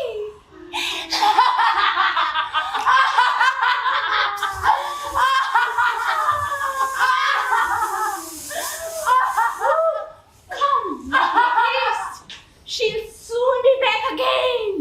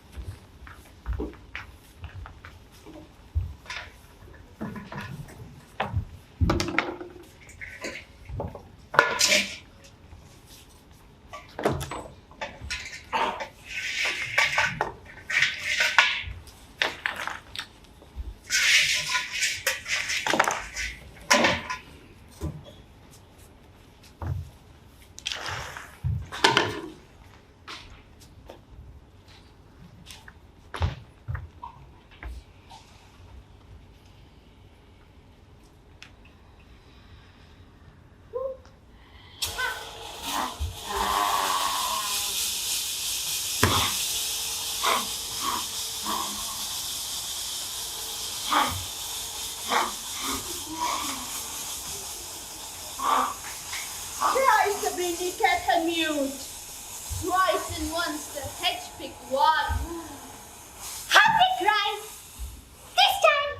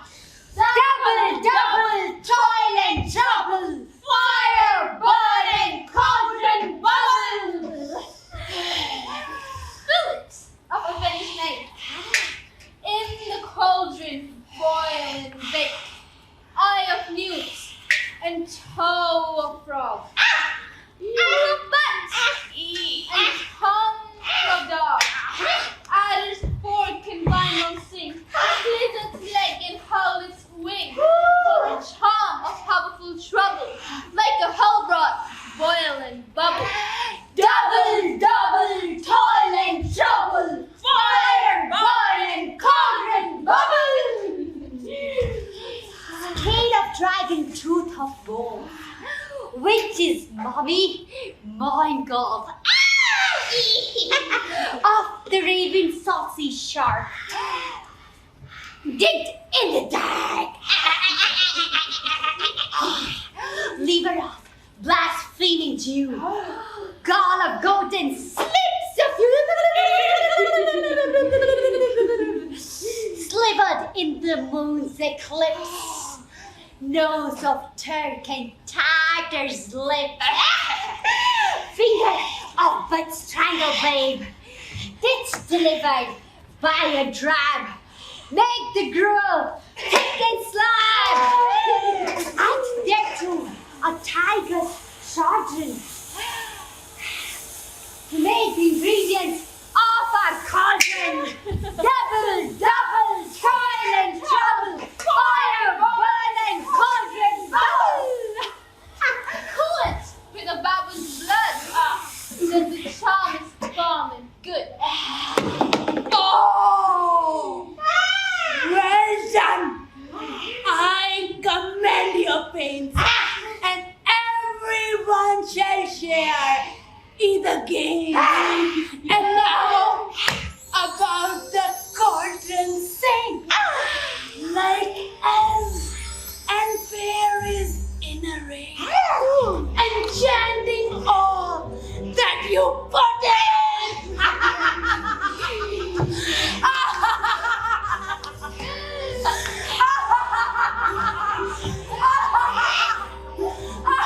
By the privy, something wicked. Open! Clever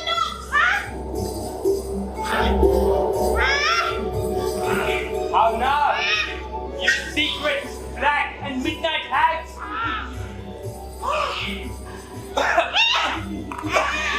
What's it you do? A deed without a name. I conjure you by that which you profess. Answer me. Even though you let the winds untie and let them fight against the churches, even till destruction, seek and answer me to what I ask. Speak! Demand. We will answer. Save the heads rather hear from our mouths or from our masters. Call him! Let me see him! Poor in south blood that can eat in her right pharaoh. Please the Satan from the murderers be made, throw into the flame. Come high or low, thyself an office deftly show.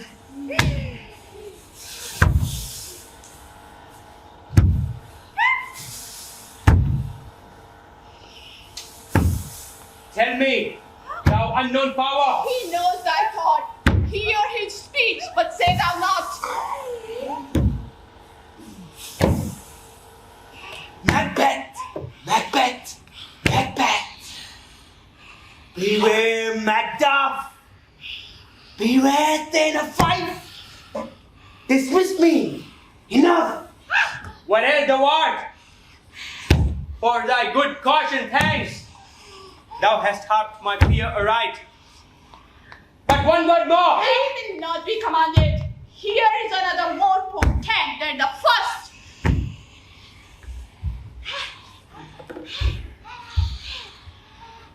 Macbeth! Macbeth!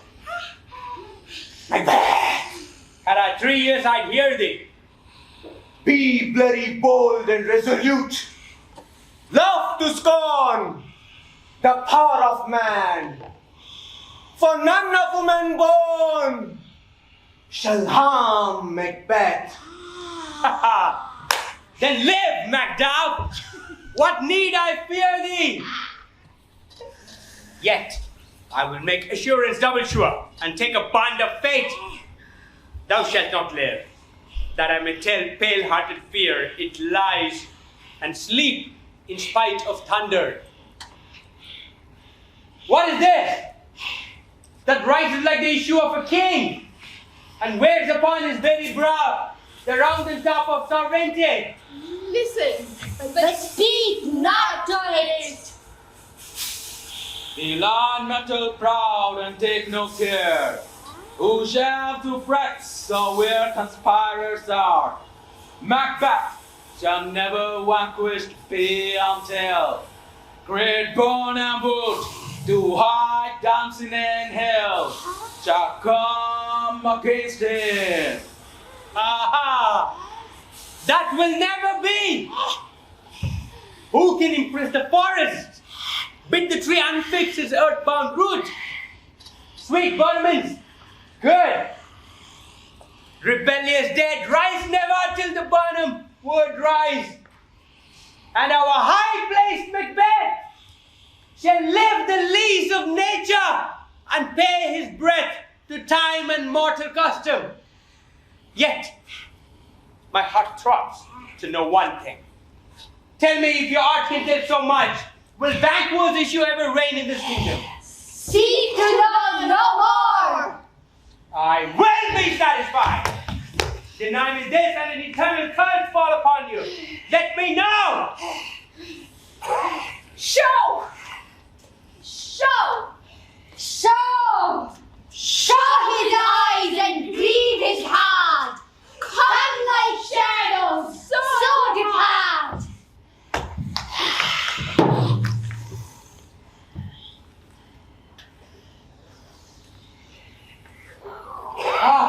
For thou art too like the spirit of Banquo. Down! Thy crown doth sear mine eyeballs. And thy hair, thou other gold-bound brow is like the first. A third is like the former. White, filthy hands. Why do you show me this? A fourth, stark eyes.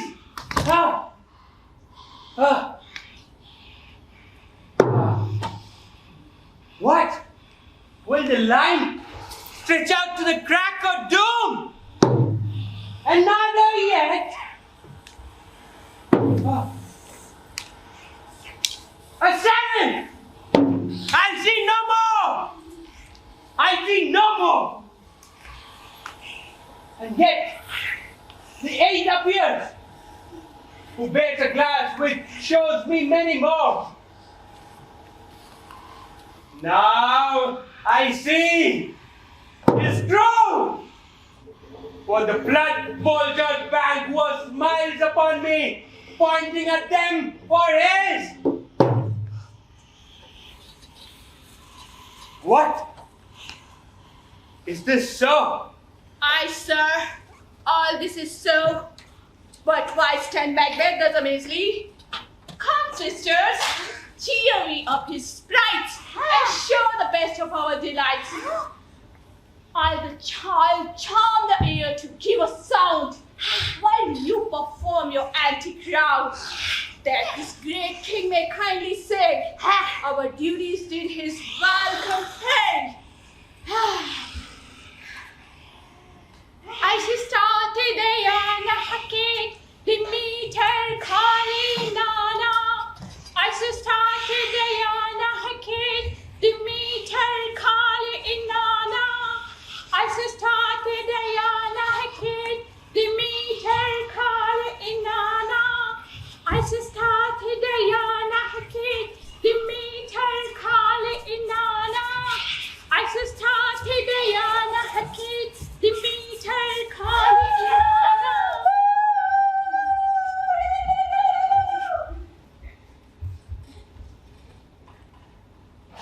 Where are they? Gone? Let this pernicious hour be a cursor in the calendar. Come in. Without there. What's your grace's will? Saw you the weird sisters? No, my lord. Came they not by you? No, indeed, my lord. Infected be the air whereon they ride, and damned be them that trust those. I did hear galloping afar. Who's it? Come by. 'Tis 2 or 3, my good lord. They bring you word. Macduff is fled to England. Fled to England.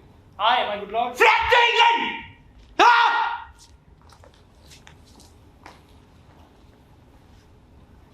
The castle of Macbeth I will surprise, seize upon five, and give to the edge of the sword his wife, his babes, and every unfortunate soul. No more boasting like a fool! This deed I'll do before this purpose cool. But no more sons. Where are these gentlemen? Come bring me where they are.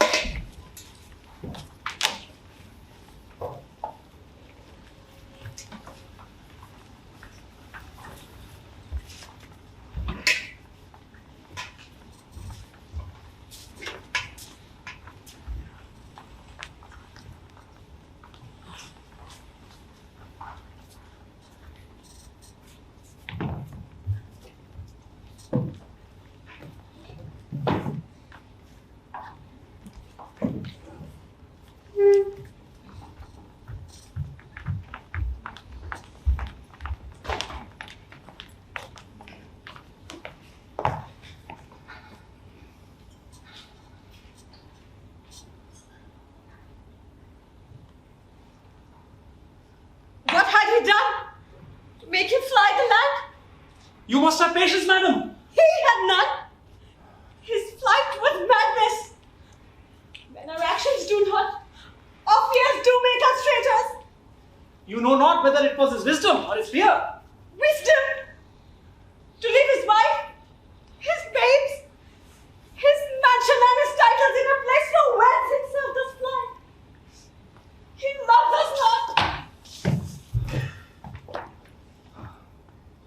My dear cuz, I pray you, school yourself. But for your husband, he is wise, noble, judicious, and best knows the fits of the season. I dare not speak much further. But cruel are the times when we are traitors and do not know ourselves. When we hold rumor from what we fear, yet know not what we fear, but float upon a wild and violent sea each way and move.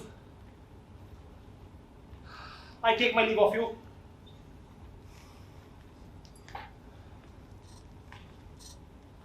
Father she is, and yet she's fatherless.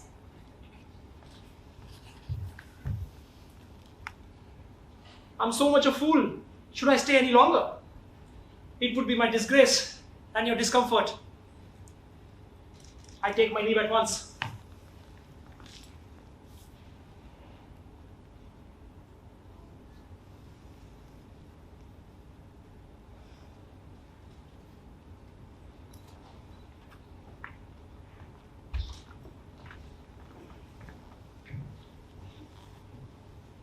My child, your father is dead. And what will you do now? How will you live? As birds do, Mother. What? With worms and flies? With what I get, I mean, so do they. Poor bird, thou never fear the net, nor line, the pitfall, nor the gin. Why should I, Mother? Poor birds, they are not sent for. My father is not dead, for all you say. Yes, he is dead. And how wilt thou do for a father? Nay, how wilt you do for a husband? Why? I can't buy me a 20 in any market. Then you will buy him to sell again. Thou speakest with all thy wit, and yet I faith. Was my father a traitor, Mother? Aye, that he was. What is a traitor? One that swears and lies. And be all traitors that do so? Everyone that does so is a traitor, and must be hanged. And be everyone. Who must have them? Why? The honest men. Then the liars and the swearers are fools. For there are liars and the swearers enough to beat the honest men and hang them up. Oh God, help me. Poor monkey. What? How wilt thou do for a father? If he were dead, he would be for him. If he were not, that's a good sign. I should quickly have a new father. Poor prattler. Ow, my pocket. Bless you, fade him. I may not do you known, though in a state of honor and perfect. I doubt some danger awaits you nearly. If you will never take a homely man's advice, be not found here. Hence with your little ones. To fright you thus makes me think I'm too savage to do worse to you for cruelty, which is too nigh your person. Heaven preserve you! I dare abide no longer. Whither should I fly? I have done no harm. But I remember now. I live in this earthly world where to do harm is often laudable. To do good sometime accounted dangerous folly. Why then, alas, do I put up this womanly defense to say I have done no harm? What are these faces? Where is your husband? I hope in no place so unsanctified, where such as thou mayst find him. He's a traitor. Thou liest! Thou shalt-eared boy, you... No! What, you egg?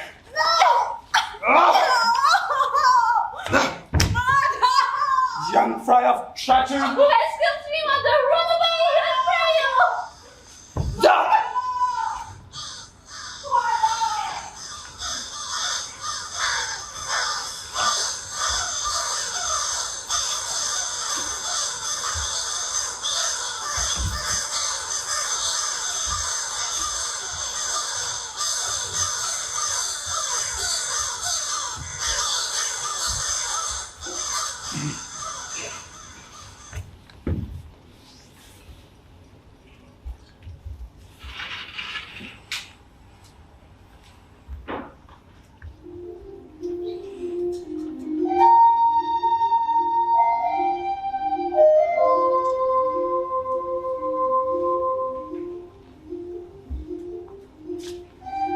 Let us seek out some desolate shade, and there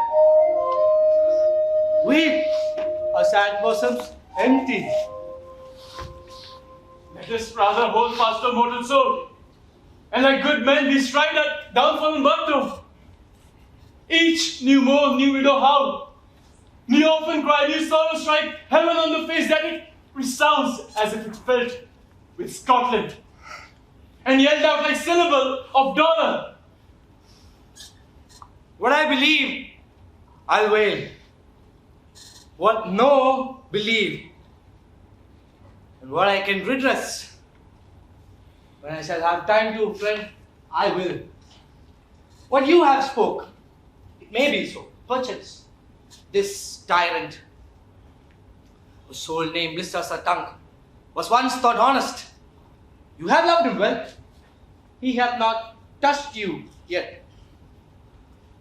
I am young, and something you may deserve of him through me, and wisdom to offer up a weak, innocent, poor lamb to appease an angry God. I am not treacherous. But mark of this, a good and virtuous nature may recoil in an imperial charge. I shall crave your pardon. That which you are, my thoughts cannot transpose. Angels are bright still, though the brightest fell. All things foul would wear the rose of grace, and yet grace must still look so. I have lost my hopes. Puzzles even there, where I did find my doubts.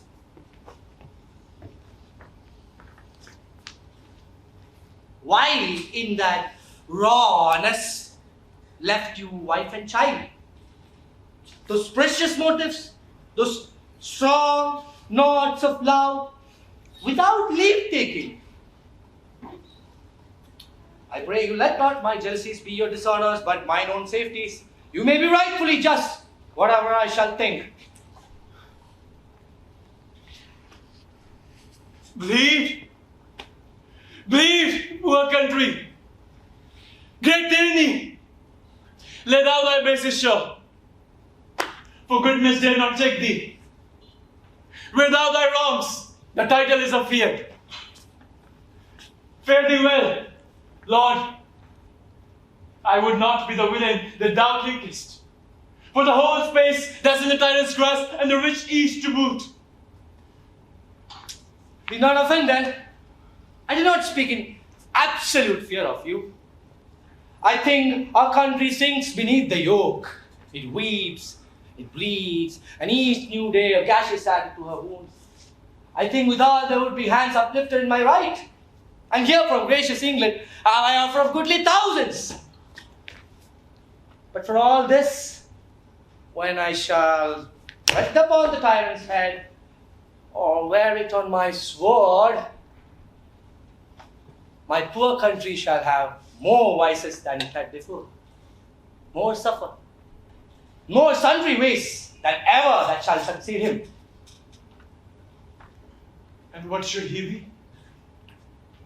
Just myself, I mean, in whom I know all the particulars of vice, so grafted that when they shall be open black, Macbeth will seem as pure as snow. And poor state will esteem him as a lad compared with my confinedness harms. Not in the legions of horrid hell can come a devil more damned in evil to top Macbeth. I grant him bloody, luxurious, avaricious, false, deceitful, sudden, malicious, smacking of every sin that has a name. But there is no bottom, none, in my voluptuousness.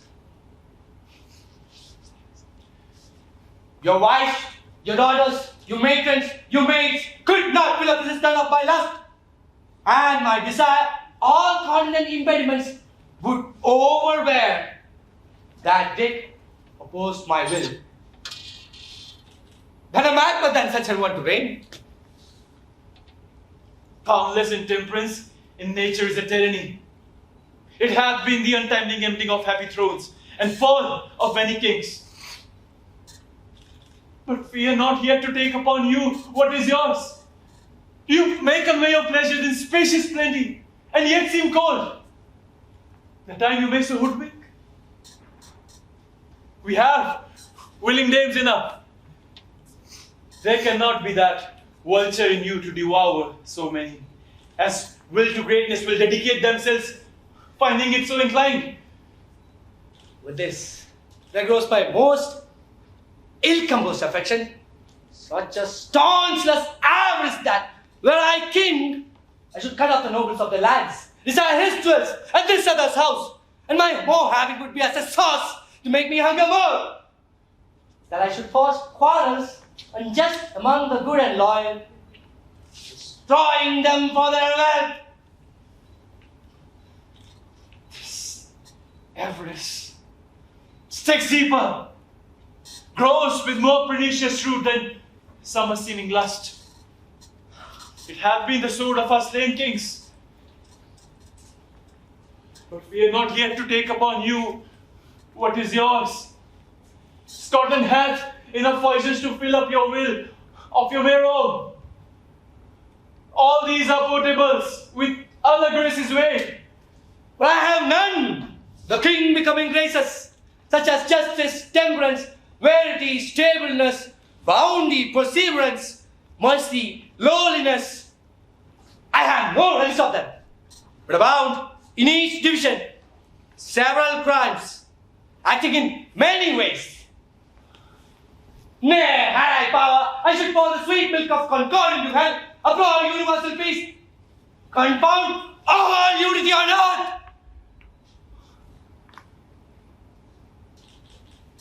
If such a one fit to govern, speak. I am as I have spoken. to go on. No, not to live.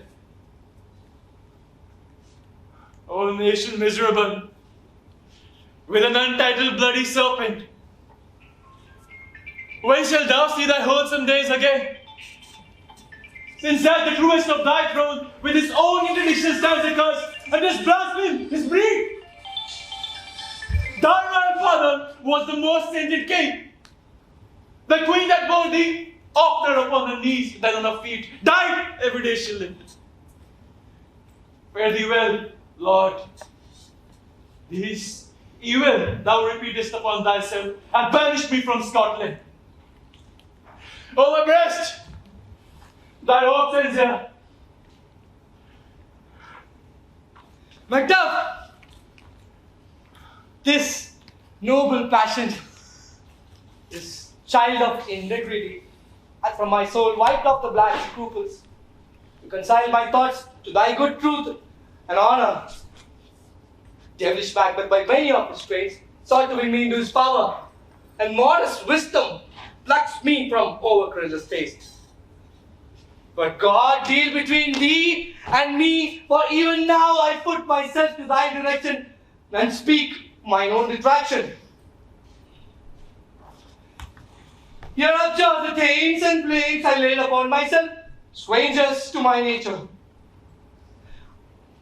I am yet unknown to woman, never has forsold. At no point broke my faith, till I know less in truth than life.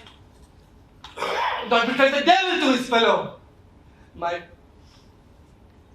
first false speaking was this upon myself.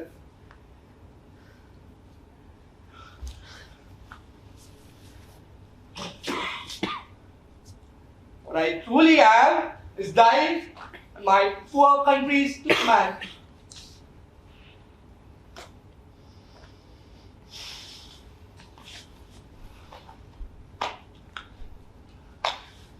With a need before the year approached, old Seward with 10,000 warlike men already at a point was setting forth.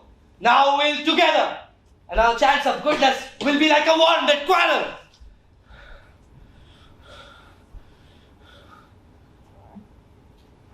Why are you silent? Such welcome and unwelcome things at once. It is hard to reconcile.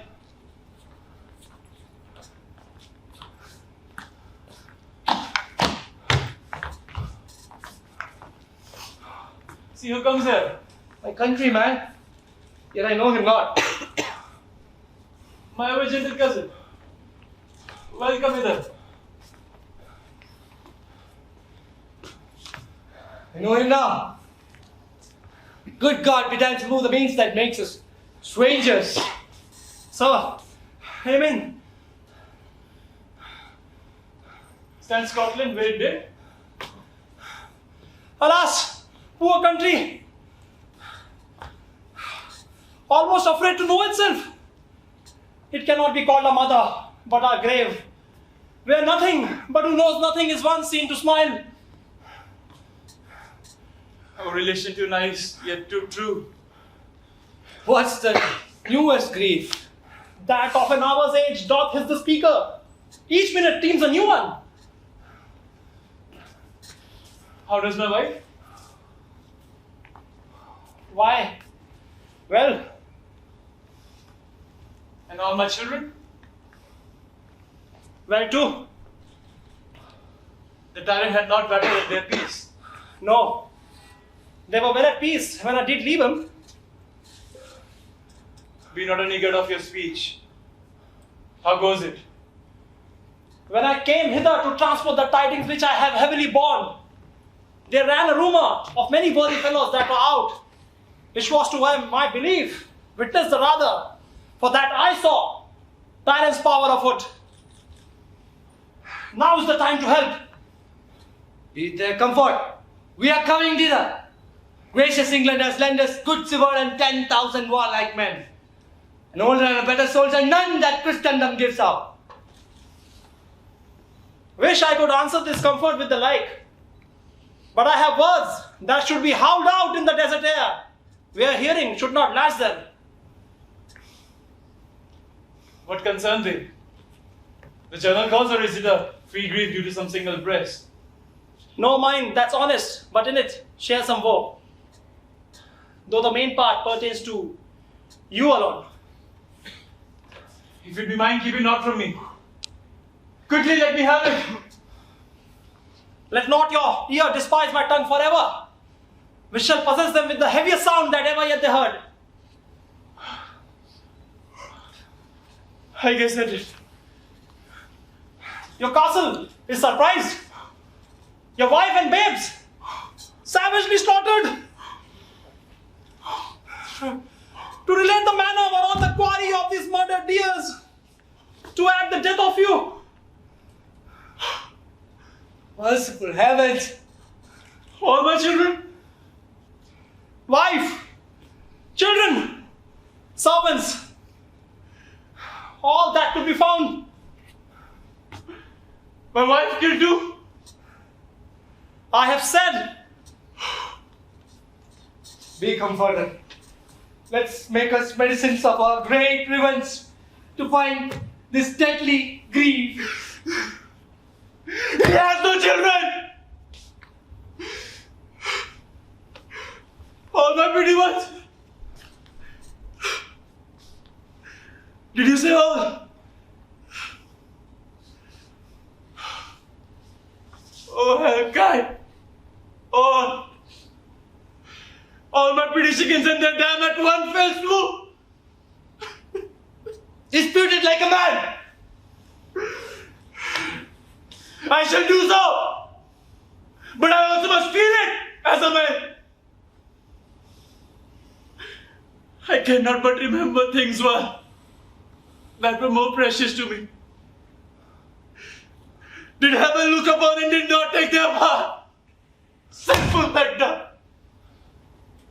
They were struck for thee.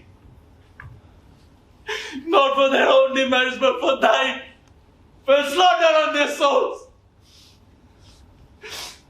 Heaven rest them now. Be this the whetstone of your sword.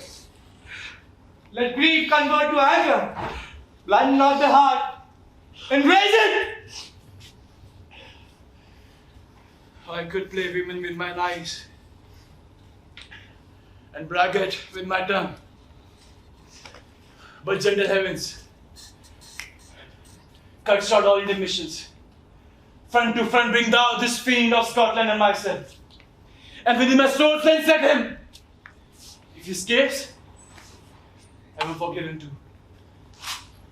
This tune goes badly. Come, go ye to the king. Our power is ready. Our lack is nothing but our leave. Macbeth is ripe for shaking, and the powers above put on their instruments. We say, what cheer you may. The night is long, that never finds the day.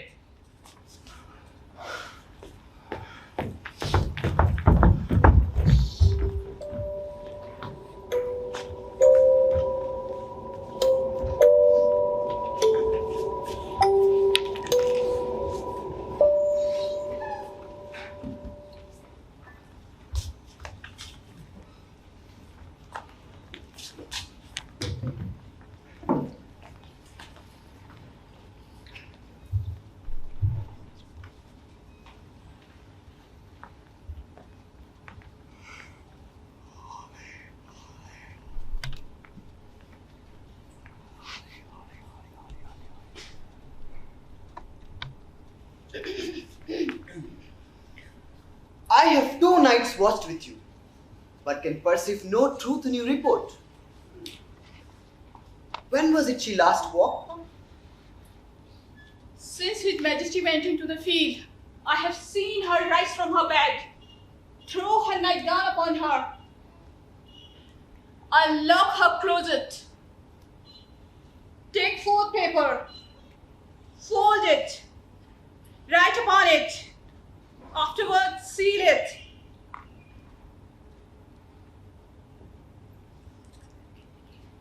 And again return to bed. Yet all this while in a most fast sleep. great perturbation in nature. To receive at once the benefit of sleep and do the effects of watching. In this slumbery agitation, besides her walking and other actual performances, what at any time have you heard her say? That, sir, which I will not report after her. You may to me, and 'tis most meet you should. Neither to you nor anyone, having no witness to confirm my speech. Lo you, here she comes. This is her very guise, and upon my life, fast asleep. Observe her. Stand close.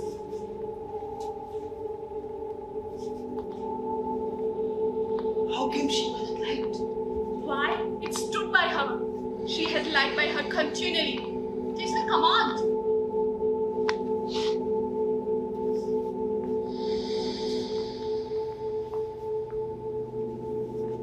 You see, her eyes are open. Aye, but the sense are shut.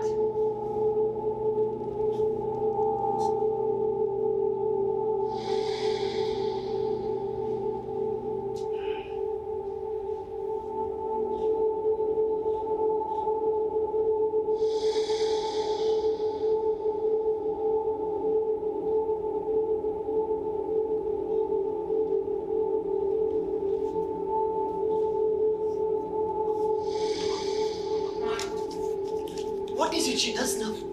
Look how she rubs her hands. It is an accustomed action with her, to seem thus washing her head. I have known her continue in this quarter of an hour. Yet has a spot! Hark! She speaks. Let me set down what comes from her to satisfy my remembrance more strongly.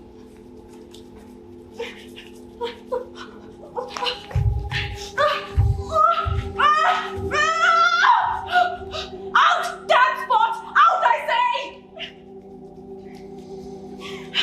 1, 2.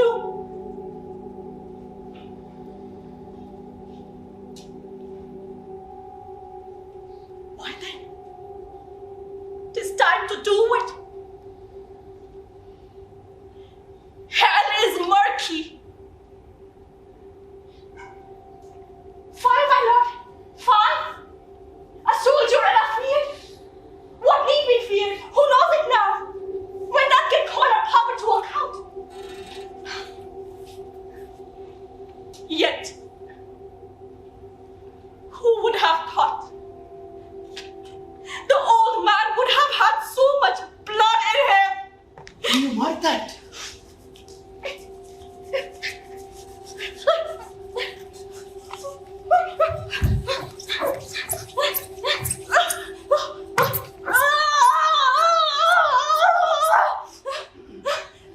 The Thane of Wife had a wife. Where is she now? What? Will these hands never be clean? No more of that, my lord, no more of that. You mar all with the starting. Gordon, you have known what you should not. She has spoke, but she should not. I'm sure of that. I have known what she has known.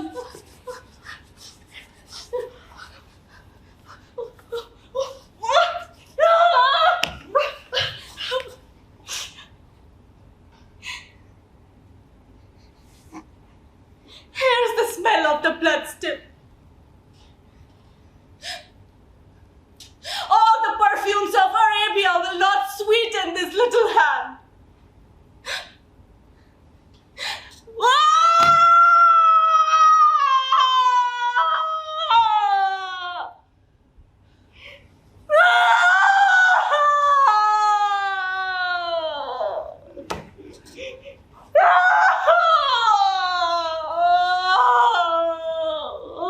What is suffering? The heart is sorely charged. I would not have such a heart in my bosom for the dignity of the whole body. Well. Pray God it be so. This disease is beyond my practice. And I have known those which have walked in their sleep, who have died wholly in their beds. Wash your head. Look not so pale. I say you yet again. Banco is dead. He cannot come out of his grave. Even so. To bed! To bed! Why are you knocking? Get in your nightgown. Be not so lost, so purely in thoughts. Give me your hand. Take my hand! To bed. To bed. To bed. To bed. To bed. To bed. To bed.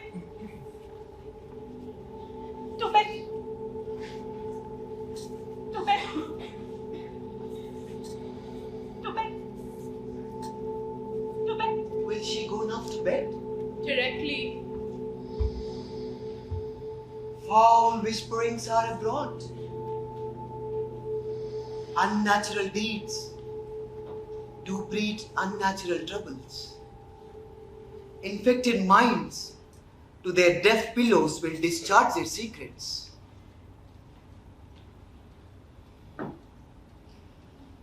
More need she the divine than a physician.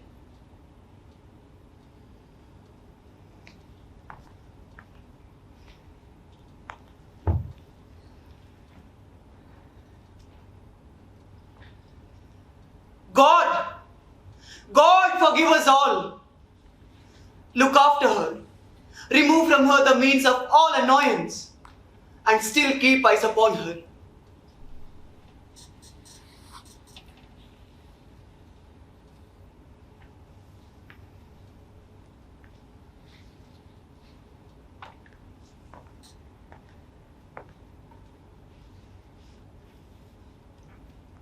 So, good night.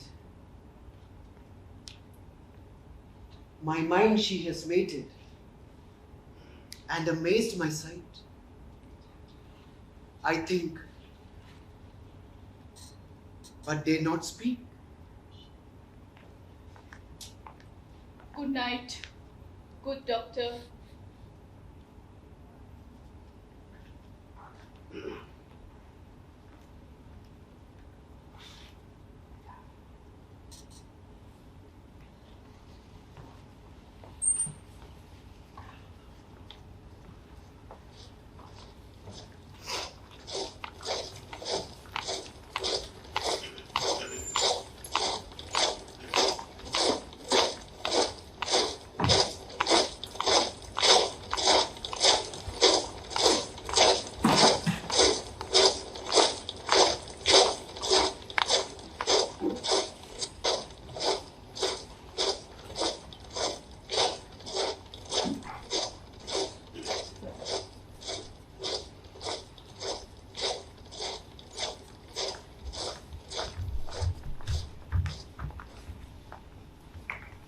Bring me no more reports.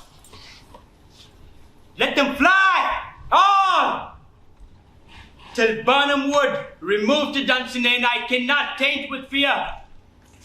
The spirits that know all mortal consequences have pronounced me thus. Fear not, Macbeth.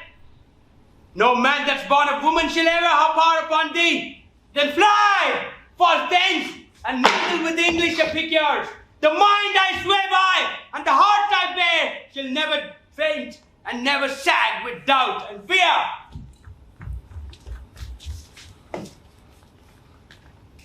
The devil damn thee black, thou cream-faced loon! Where got thou that good look, huh? There is 10,000! Quack, quack! Geese, villain! Soldiers, sir! What soldiers, huh? Go prick thy face and overread thy fear! Thou lily-livered boy! What soldiers, Patch? Huh? Those linen cheeks of thine are countless to fear. What soldiers, brave face? The English force. So please you. Take thy face and... Satan! I'm sick at heart when I behold Satan, I say! This push will cheer me ever, or dissit me now.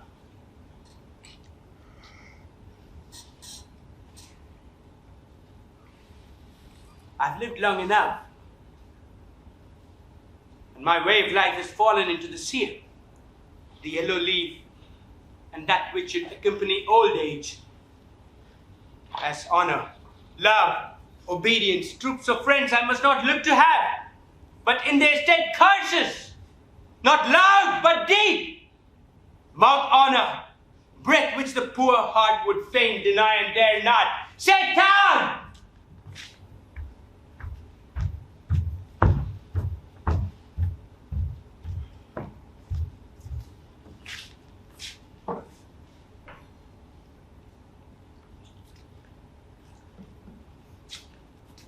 What's your gracious pleasure? What news more? All is confirmed, my lord, which was reported. I'll fight till from my bones my flesh be hacked. Give me mine armor. It's not needed yet. I'll put it on! Send out more horses. Scour the country around. Hang those that talk of fear. Give me mine armor. How does your patient, doctor? Not so sick, my lord, as she is troubled with her thick coming fancies that keep her from her rest. Cure her of that. Canst thou not minister to a mind diseased? Pluck from the memory a rooted sorrow, raise out the written troubles of the brain, and with some sweet, oblivious antidote, cleanse that stuffed bosom of that perilous stuff which weighs upon the heart. Therein the patient must minister to himself. Ha! Throw physic to the dogs! I'll none of it. Come put mine armor on. Give me my staff. Satan, send out! Doctor, the Thames, fly from me. This, quick, sir. If thou couldst, doctor, cast the water of my land, find her disease, and purge it to a sound and pristine health, I would applaud thee to the very echo that should applaud. I can pull it off, I say. Pull it off! What rhubarb, senna, or what burgundy drug would scour these English hens? Hearest thou of them? Aye, my good lord. Your royal patient makes us hear something.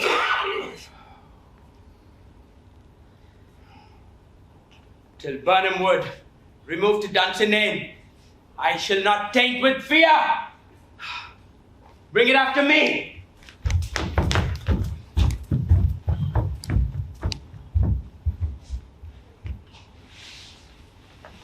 Were I from Dunsinane away and clear, profit again should hardly draw me here.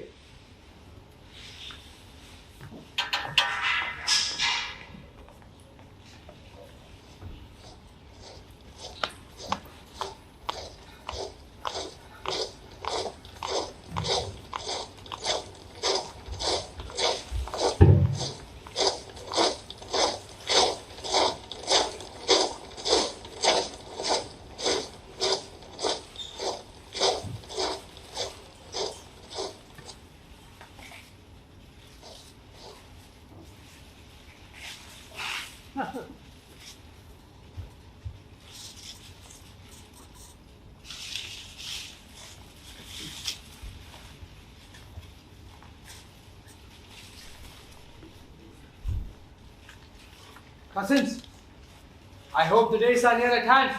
That chambers will be safe. We doubted nothing. What wood is this before us? The wood of Bonham. Let every soldier hew him down a bow and bear it before him. Thereby shall we shadow the numbers of our host and make discovery all in report of us. It shall be done.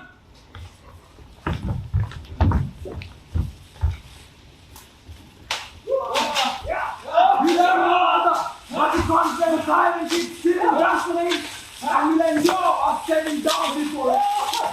This is main hope. But whenever advantage to be given, both more and less as given in the revolt. and none serveth him but constrained things whose hearts are absent too. Let us just sunset enter to event, and put we on illustrious shouldership.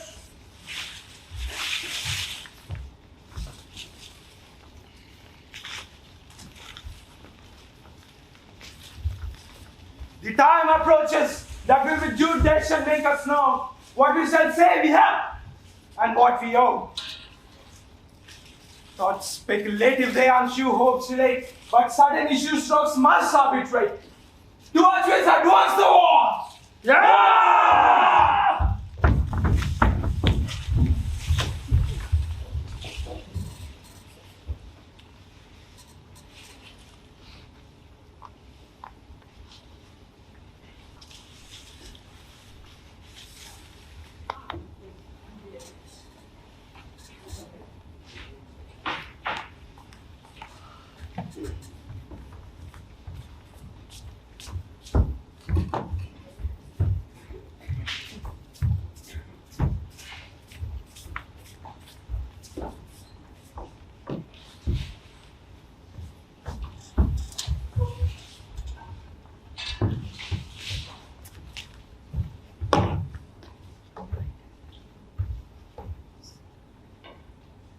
Hang out our banners on the outward walls.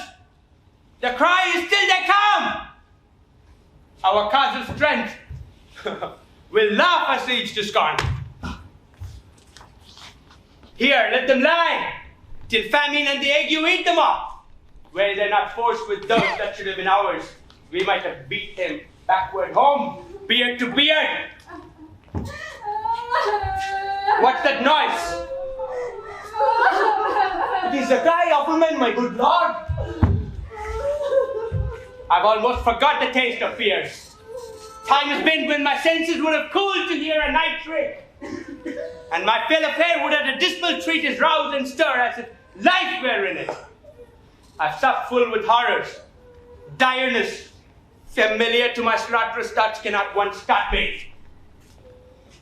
Sit down!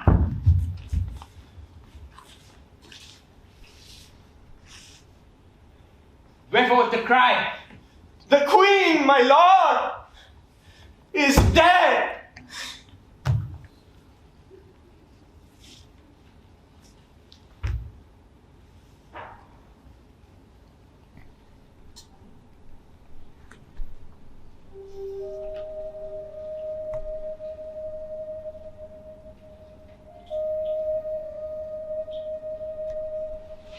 She should have died hereafter. There would have been a time for such a word. Tomorrow, and tomorrow, and tomorrow creeps in this petty pace from day to day, till the last syllable of recorded time. And all our yesterdays have lighted fools the way to dusty death.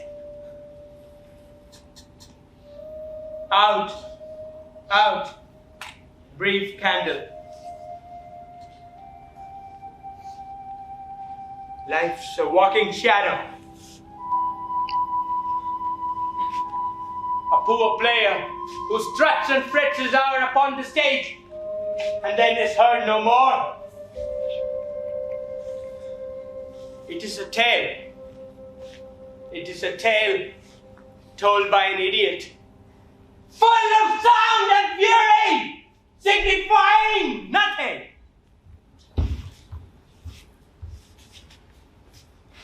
Thou camest to use thy tongue, thy story quickly. Gracious my lord, I should report which I say I saw, but not know how to do it. Well, say, sir. As I did stand my watch upon the hill, I looked toward Burnham, and on me thought, a wood began to move.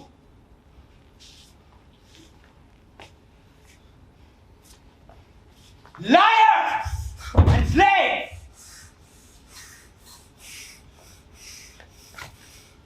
Let me endure your wrath, if it not be so. Within 3 miles, you may see it coming. I say, a moving cloud! If thou speakest false, upon the next tree shalt thou hang alive. If thy speech is sooth, I care not if thou dost for me as much.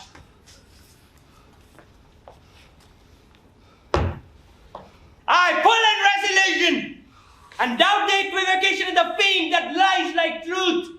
Fear not, till Burnham wood do come to Dunsinane, and the wood does come toward Dunsinane. Arm! Arm out! Ring the alarm bell! Blow wind! Come rack! At least we'll die with harness on our back!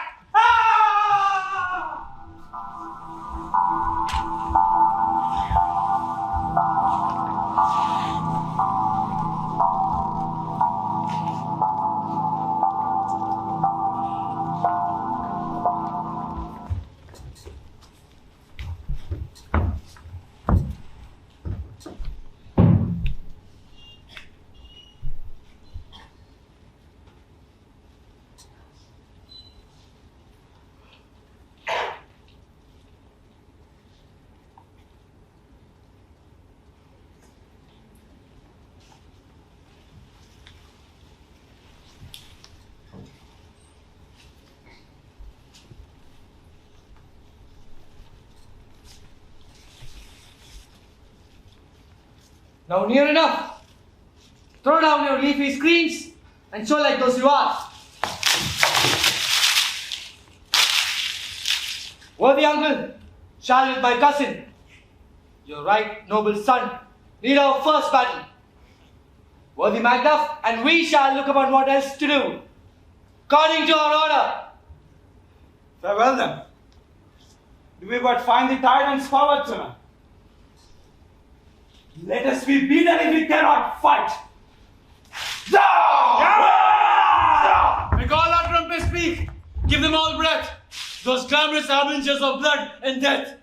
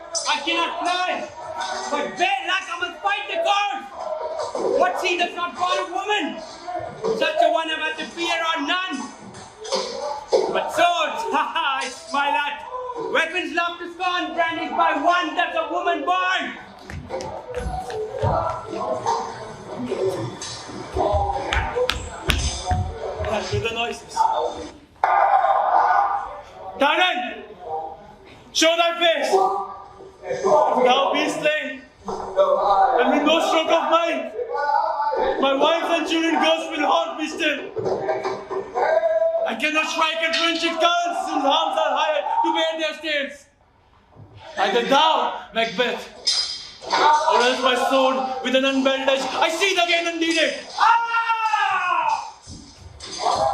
There thou shouldst be. By this great ladder, one of the greatest notes seem rooted. Let me have him, fortune. More I beg not.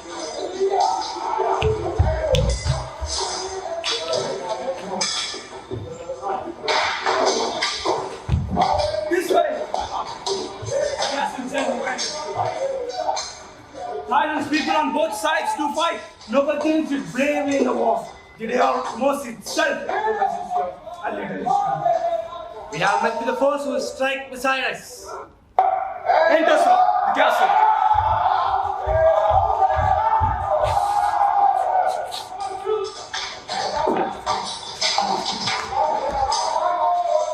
Why should I play the Roman fool and die on mine own sword? Whilst I see life, the gases do better upon them.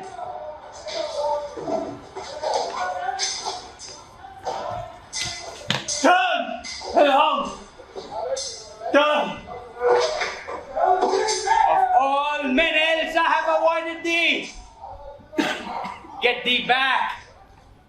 My soul is too much charged with blood of thine already. I have no words. My voice is in my sword. Thou bloody O villain, then terms can give thee up. Ah! Ha!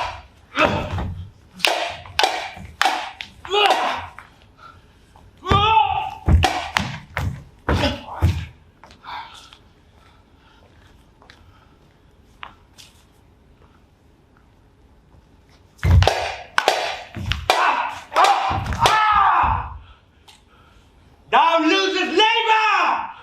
As easy mayest thou the intrenchant air with thy keen sword impressed as make me bleed. Let fall thy blade on vulnerable crest. I bear joy with life! One must not yield to one woman born.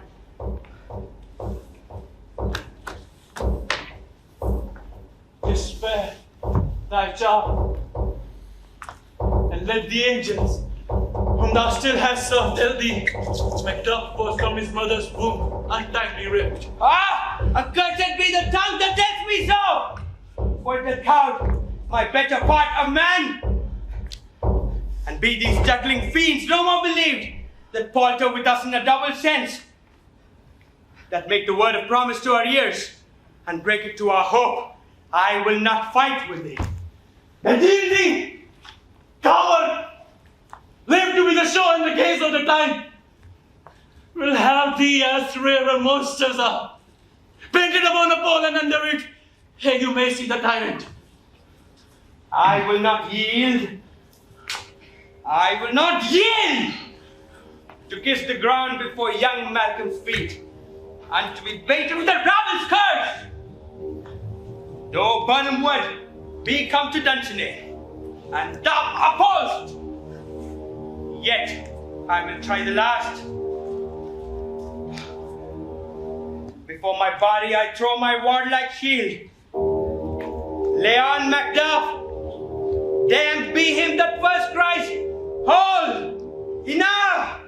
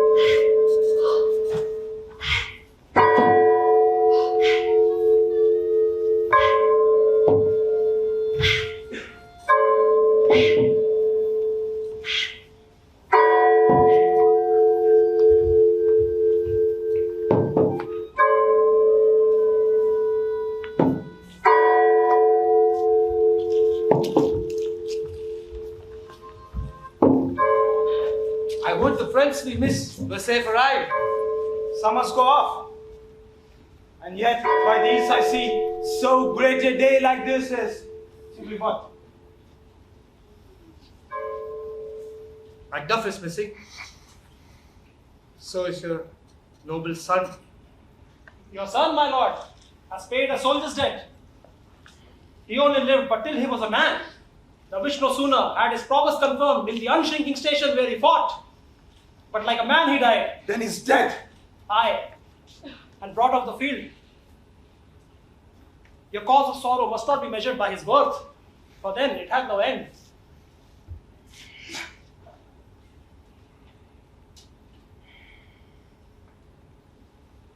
Had he searched before?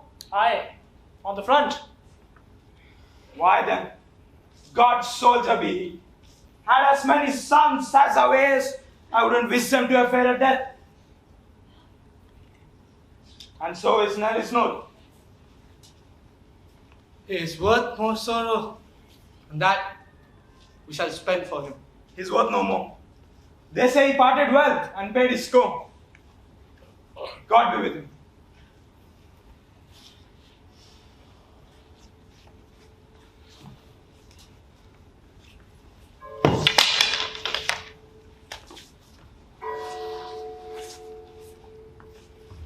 Hey, King of Scotland!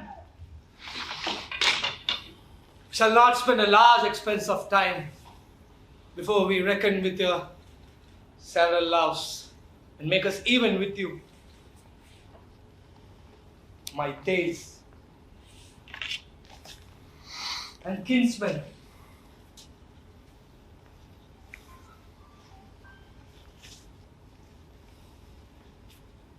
Henceforth, the Earls, the first that ever Scotland in such an honor named.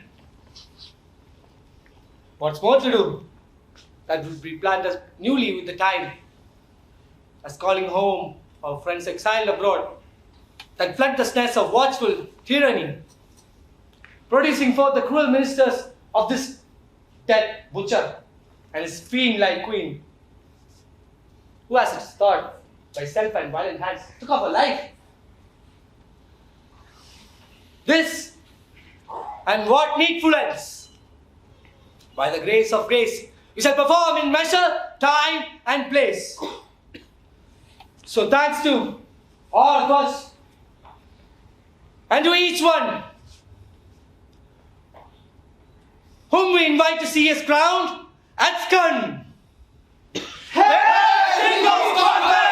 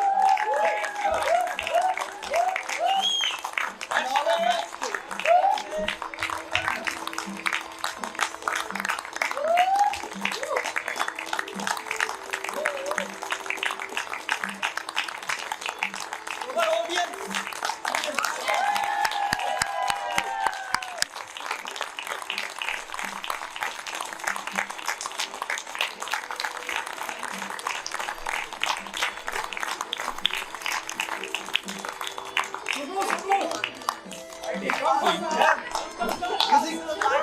Thank Hartwood and Sam for Down the music. that they wrote, especially for this show. So thank you, Hartwood and Sam.